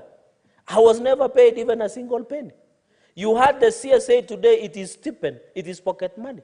Even the SRC guidelines and formulation does not recognize stipend. What doctors want is that you want to have your cake, you are not yet qualified and admitted to be a doctor, yet to want to enjoy the benefits of being a full practicing doctor, which is unfair, Mr. Speaker. It is like taking your girlfriend and transforming like what used to happen in campus by cohabitation, without giving dowry and everything, you want to make it your wife, Mr. Speaker. I know in some cultures there is a process to it. What I want to ask in conclusion, Mr. Speaker, because in the interest of time, I want to request doctors, nurses, to come on the negotiating table. We can scale stairs as we do the camp, sit down, let them renegotiate the collection bargaining agreement, CBA, sit with government. I saw the people like SG Davji and Taylor, the people like Washira and the rest. They can negotiate as their leaders, as doctors and nurses go back to work and alleviate suffering by Kenyans, Mr. Speaker. They should live by the Hippocratic oath that says, if life against money, they will always choose life. But the Kenyan doctors and all these are choosing money over lives. Yet they swore as by the Hippocratic oath, and I want to dare them. Because in their oath, like us, they say we'll protect lives against material things. Why is it that when it comes to money, Mr. Speaker, and I have tremendous respect, most of the union's leaders are my friends. We have had a discussion on this. I agree they have valid and genuine concerns, Mr. Speaker. But the government has said, even the Bible says, come ye. You are a son of a clergy. It says, come ye. Let us sit. Let us talk. And that is what, even when you listen, Mr. Speaker, in conclusion, there is a reggae song by the Riverside, Mr. Speaker, just 30 seconds, that it says, let us read, let us examine, as I walk by the river Babylon, Mr. Speaker, as sung in one of the reggae songs. I want to appeal to doctors, get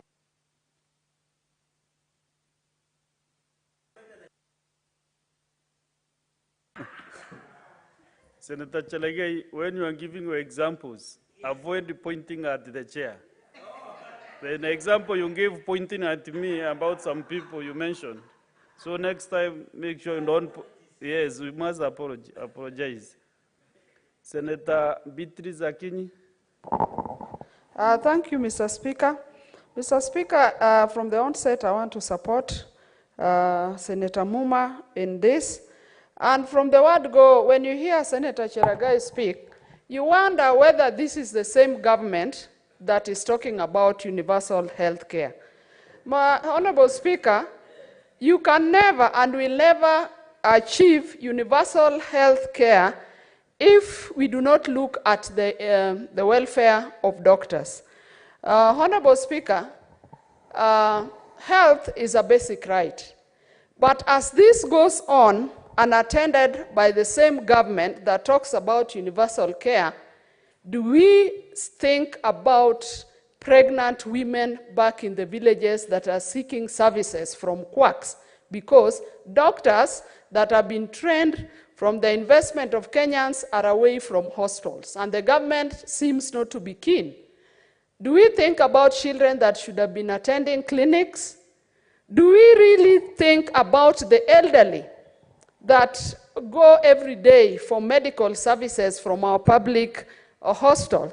Mr. Speaker, as the public hospitals are closed, what Kenyans are left with is to run to quacks, which we are not sure even of the skills that they have. Our mothers, our sick people are running. If you are, we just come from recess, Honorable Speaker, and back there, we saw mothers carrying children, sick children, seeking for treatment from every other clinic, some of them that as a government or as a people's representative, we are not even sure of the skills that they have. Honorable Speaker, I want to say that Kenyans have invested in the training of doctors. And for a number of people, and I hope all of us have gone to school, and as you're going to school, even at higher education, we knew the many hours that doctors take in their training. And so what doctors are asking for, Honorable Speaker, is acceptable. Think about some of the issues that are the doctors are raising. The issue of risk allowance, Honorable Speaker. Just the other day, when we had the COVID period, all Kenyans were advised and restricted to stay in their houses. The only people who are left attending to the sick with all the risks were medics that are here today asking for their welfare. And in the morning, Honorable Speaker, I listened to the CS, and the CS made a statement that let the medics come to them. Honorable Speaker, as a government, we are saying, and I want to say that the CS and the government should go to the medics. If your people have raised issues, the only honorable thing that the CS and the government needs to do is to reach out to the medics, listen to their grievances, and have them addressed. I don't think all the medics are presenting are requests that cannot be managed by the government. Honorable Speaker, as I've said, Kenyans invested in these doctors. And when you go to hospital, as been presented by the mover, the first call of action is always by the interns. The interns actually do 3/4 of work at the hospital. And so I do not think that what they're asking for is out of reach of government, and so the government must listen to the doctors, to the medics. Honorable Speaker, there is this notion that the CS and other people have been propagating that health is devolved, and so the national government should not have a say or should not even be majorly concerned about solving this challenge. Honorable Speaker, this country is made of 47 governments and one major government. The buck stops with the national government as the government that sets standards, as the government that sets guidelines, as the government that sets policies, and these policies must be overseen. And overall, if health is managed well, Honorable Speaker, then Kenya will meet the universal health care that we are trying to propagate. Honorable Speaker, I want to end by saying there is no Kenyan that is county or no Kenyan that is nation. Senator Manzo, Daniel. Thank you, Mr. Speaker. Mr. Speaker, I raise to support this motion, and Mr. Speaker wants to state that first and foremost, the government of Kenya has refused to fully devolve health, agriculture, and quite a number of other devolved issues like water are still stuck largely in terms of money at the national government. When it comes to training of doctors, education is still a national function, and therefore squarely lies on the CS for health. When a doctor goes for training, a doctor goes to university for 6 years to study medicine. By the time they graduate, they are already doctors.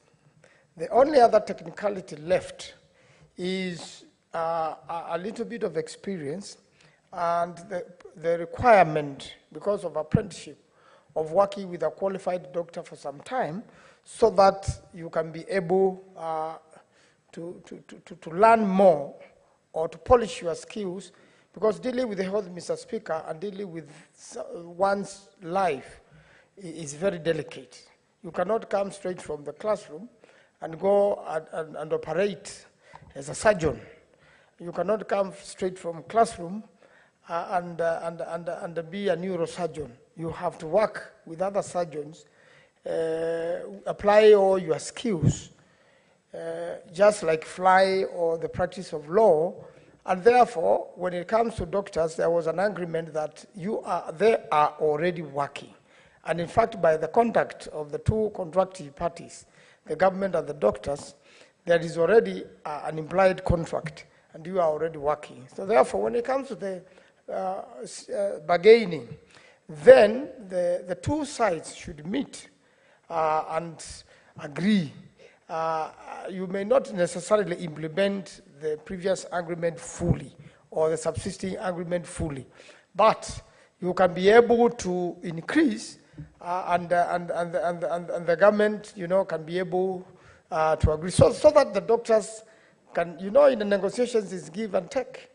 But in these current negotiations of the striking doctors is one of dictatorship. It's dictatorial. You are supposed to surrender everything. There's no give and take, and therefore those do not amount into negotiations. And the doctors are perfectly within their line. There's a matter, the IG and the police unit has not apologized. Shooting a doctor who was striking and injuring him, having him end up in the hospital was in fact a criminal matter. It was a criminal offense by whoever officer did it. And we really want to follow the Constitution. Article 37 has not been suspended. One can picket reasonably, and the doctors have been reasonable. They are dressed well, you can identify them. They have vuvuzelas, they have no guns, nor do they have stones or anything which can injure anybody. And therefore, the doctors should be allowed to continue picketing till their demands are met. You cannot also not train a doctor overnight, and the training of a doctor is specialized. It's not one of those careers you are able to do shortcuts or have fake papers, as the president has confirmed that most people working for county governments and national government have fake papers, including suspected ministers, Mr. Speaker, by their own conduct and by their own talk and the way they have explained how they acquired their degrees, definitely some investigations needs to be conducted. And if these fake cabinet secretaries carry fake papers are there, they have been already been told by the president to resign. And therefore, the matter of striking doctors is very serious. We want to support them, let them lobby till they get something reasonable for their livelihood. There is something I did not get to clear. Did you talk of fake cabinet secretaries? As I said, that there is a possibility that from what the president has announced today, there are ministers who may be carrying fake degrees. Now that it's the president who said that, can you now yourself paraphrase what you meant in your context? So I meant if there is one, now that the president has said, if you are having fake papers and you know yourself, resign by yourself before we come for you. I think if so any cabinet... If you have fake papers, are you fake as a human being? That's what. No, that one I withdraw, Mr. Speaker. I mean the fake degrees. Okay. Fake degrees, Mr. Speaker, means that, now, Mr. Thank you. Next is Senator Kibwana Ali Haminda.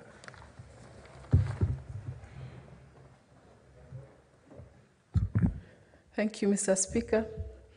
I fully support Senator Muma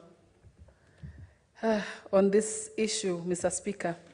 Today, having the minister, the CS here, it was sad when I asked about the number of deaths, of which she never gave the data. And it seems arrogantly that the government does not give a damn of how many deaths that we've had ever since the strike occurred. I'm sure if we decided to take her data, we'll, get more dead bodies that during the strike than even before. It's really unfortunate. Mr. Speaker, healthcare is devolved to county governments. However, I think senators, as members of national government, can still have a significant role to play, Mr. Speaker, on this one.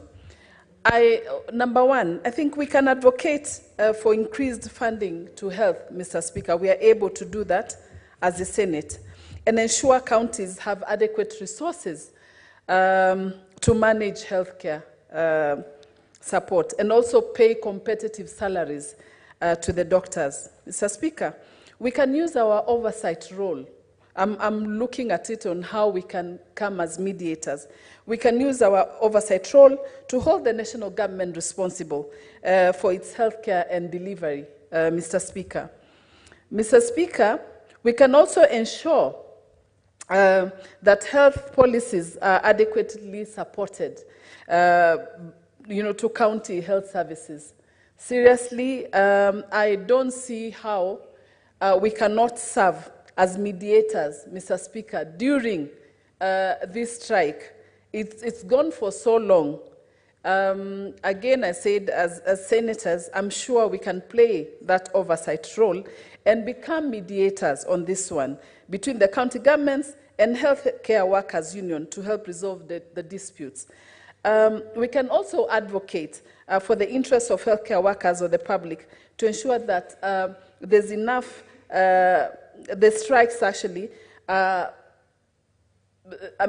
discussions on the CBA and the rest, because the CS tried actually she tried to explain how the CBAs have been resolved. But then, we could have a very good CBA, but then there's no implementation. And the issue here, I think, is implementation of the CBAs that the government is going through. Madam Speaker, we can also enact legislation that can set minimum standard for healthcare workers, conditions, and regulate medical training. It is sad, Madam Speaker, that I went to visit a patient yesterday, a young man who had an accident with a boda, and he broke his jaw. And now, he's been in hospital, that is at St. Mary's Hospital, for 3 days. He's unable to eat, his jaws are locked, he's unable to talk, and the area has become septic. And there's no other hospital that it can be taken to, government hospital. Madam Speaker, seriously, whatever we are going through in Kenya, it is painful, it is hurting, but like I said, it's a matter of life and death. Can we come in as legislators, as senators, to see how we can resolve these issues and become mediators? I thank you, Madam Speaker. Thank you, Senator. Senator Chute. Thank you very much, Honorable Speaker. Let me take this opportunity to contribute to this very important motion. Madam Speaker, as said by almost all the senators, yes, this is a devolved function. And if you look at doctors in the counties, they are almost at 90% those who work in the counties. Madam Speaker, Article 26(1) states that every person has the right to life. That is a fundamental right to life. Also, let me refer you back to, again, Article number 43(1)(a). That says every person has a right to the highest standard of health. Similarly, 2A, 43(2)(a), a person shall not be denied emergency medical treatment. Madam Speaker, I want to take this opportunity to blame both parties, because these Articles 26, Article 43(1)(a), 2A, are being contravened by both the executive and the medical doctors. Honorable Speaker, in Kenya, when they had the CBA in 2013, Kenyan's doctor was earning about $3,000. In Uganda, that time, earning $631. In Rwanda, $474. It's only South Africa and Namibia who earn $3,400 and $3,100 respectively. During that CBA, the CS then, Cleopa Milo, said, I quote, the dark side of our history is over because of that CBA. Similarly, let me quote what Henry Rotich said. He said, quote, the government cannot afford to pay that salary, unquote. Madam Speaker, to train a student today, a doctor, to specialize on a particular specialty will take about 10 years. My son has just graduated to be a doctor just this year. And it takes huge sacrifice. Madam Speaker, what the CBA says is a 300% increase. What I would request the government to do, I think we need the intervention from the president himself to talk to the doctors. Because each and every minute, a Kenyan, a woman, a man, a young person is dying. And if you look at the CBA they signed, they said, then there is a quote that someone said, one of the doctors said, the strike is over, but the dispute remains. That means the dispute was there before, and even now it is there. And Madam Speaker, I want to urge Parliament, both the Senate and the National Assembly, to intervene in this matter. because it concerns the people of Kenya, which are almost 60 million that we are representing. These people are suffering.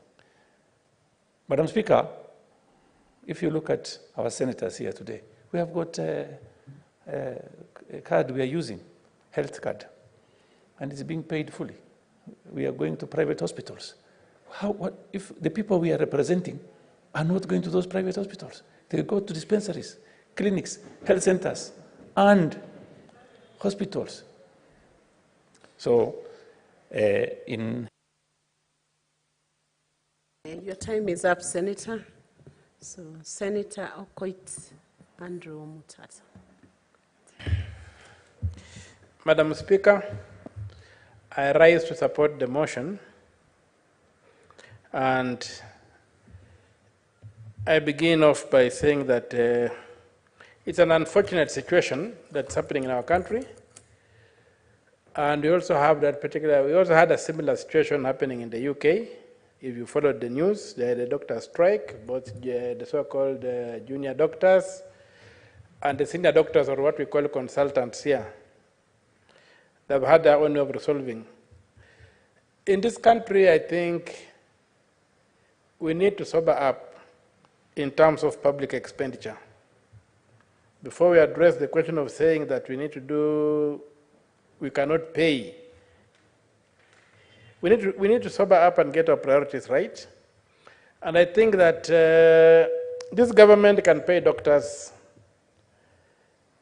and even the past government could pay doctors if they disciplined the budget, if they eliminated corruption and wastefulness. Right now we have got a cabinet which is competing to show off the kind of watches they can wear, and we are told some go up to 30 million. We see people spending money like there's no problem.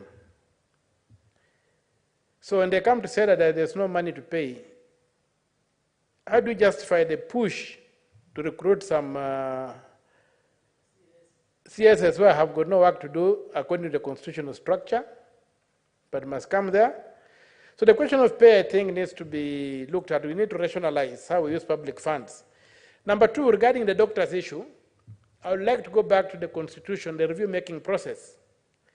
The doctors and the prison officers and the teachers and the judiciary and even Parliament, for whatever reasons, pushed for commissions to take care of their interests, the human resource interests. Teachers got it, the judiciary got it, Parliament got it. Then I have the report of the committee of experts. There was an undertaking that was made that they would set up a National Health Commission. A National Health Commission to address the question of the pay of doctors, or to work to address the question of the people who are employed in the health sector. I think time has come for us to consider delivering on that promise or not. Let us form a national mechanism for hiring and rotating doctors. Because right now, when the doctors go to the counties, the chances for growth are not there, chances for study are not there, chances to do it are not there. It's just like you are consigning them to what some people call the kaburi la sahau. So we need to do that. The other thing, we need to interrogate the Constitution very well. In the fourth schedule, did the people of Kenya really devolve health? And if they did they devolve both primary and secondary health? I think the fourth schedule, for me, when I read it, I find that it was primary health that was devolved, while the counties were charged with the duty of preventing people from falling sick. But once somebody fell sick, the national government would take over. Because what was devolved, what was retained at the national government is something called National Health Referral Facilities. When we devolved, we considered them to be national hospitals or centers of excellence in Kenyatta and Moi referral. We forgot that some of those centers of excellence were like Matare, level 4, but were centers of excellence in terms of mental health. The spinal cord injury hospital is only is a national hospital, but it's a level 4 hospital for a center of excellence. In Alupe, you have got the center of excellence in Busia for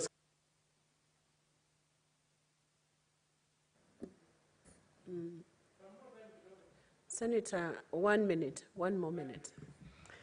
Thank you very much. So we need to go back and look at the architecture that the people of Kenya gave in terms of devolving or not devolving the health sector. And then we also need to make sure that the money follows what is devolved.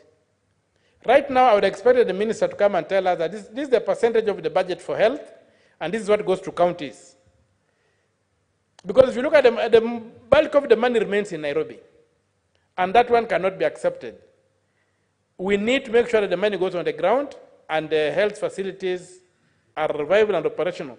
As to the people who are dying because of the strike, the government should know that it can be sued for the duty of care and negligence. And they should not take this lightly. We might have to take the data of people who have died and to sue the government for compensation. Thank you, Madam Speaker. Time up, time up. Senator Betty Montet. Thank you, Madam Speaker, for giving me a chance to also add my voice to this very important motion brought by Senator Muma. Madam Speaker, it is unfortunate and it is sad. The situation in our country today is very, very sad.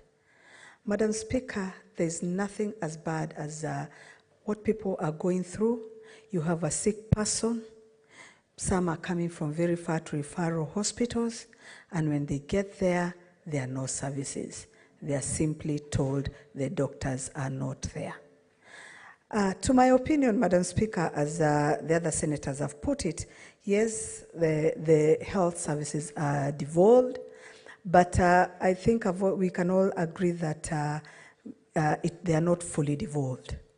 And Madam Speaker, as we know, it is the responsibility of the national government in training of the doctors and keeping the standards and the policies. So, Madam Speaker, the dispute is coming or lying wholly on the national government.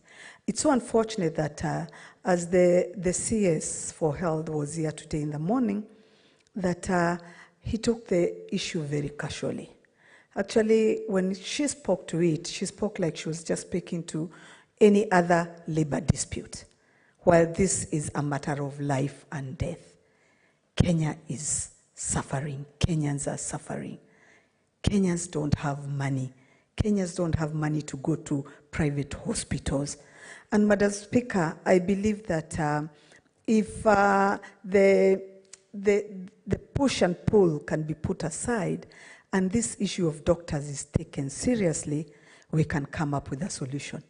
If this CS puts her foot down and say, I want to work for Kenyans, I have to solve this problem because Kenyans are suffering, I'm sure she will come up with a solution. And I'm sure Kenya will sort out this, as she put it herself, this issue once and for all.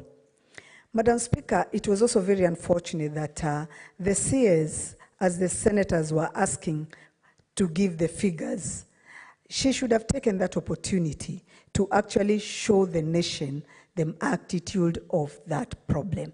Give the figures of the number of people we are losing in our hospitals, the number of people who are suffering, and Kenyans, I'm sure, would have taken her seriously and should have given a hope to this nation.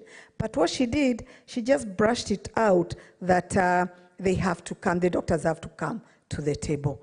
I would urge the government, and indeed the head of state, to seriously look into this issue. We know he has the capacity, the capability. If he can just have the will to resolve this issue, the issue of doctors will be sorted once and for all. The issue of reducing whatever they had negotiated is very unfortunate. So my appeal to this government, please, please help Kenyans. Let us not have a sick nation. Please sort out the issue. Kenyans are suffering, and we are looking upon them to help us. Thank you, Madam Speaker. Thank you, Honorable Senator. This is a motion that was brought under Standing Order 37, and it does not require that a question be put at the end of the debate. So therefore, that brings us to the end of the discussion on this motion. So, Honorable Senators, it is now 6:22, time to adjourn the Senate. The Senate therefore stands adjourned until tomorrow, Thursday, 18th April 2024 at 2:30 p.m.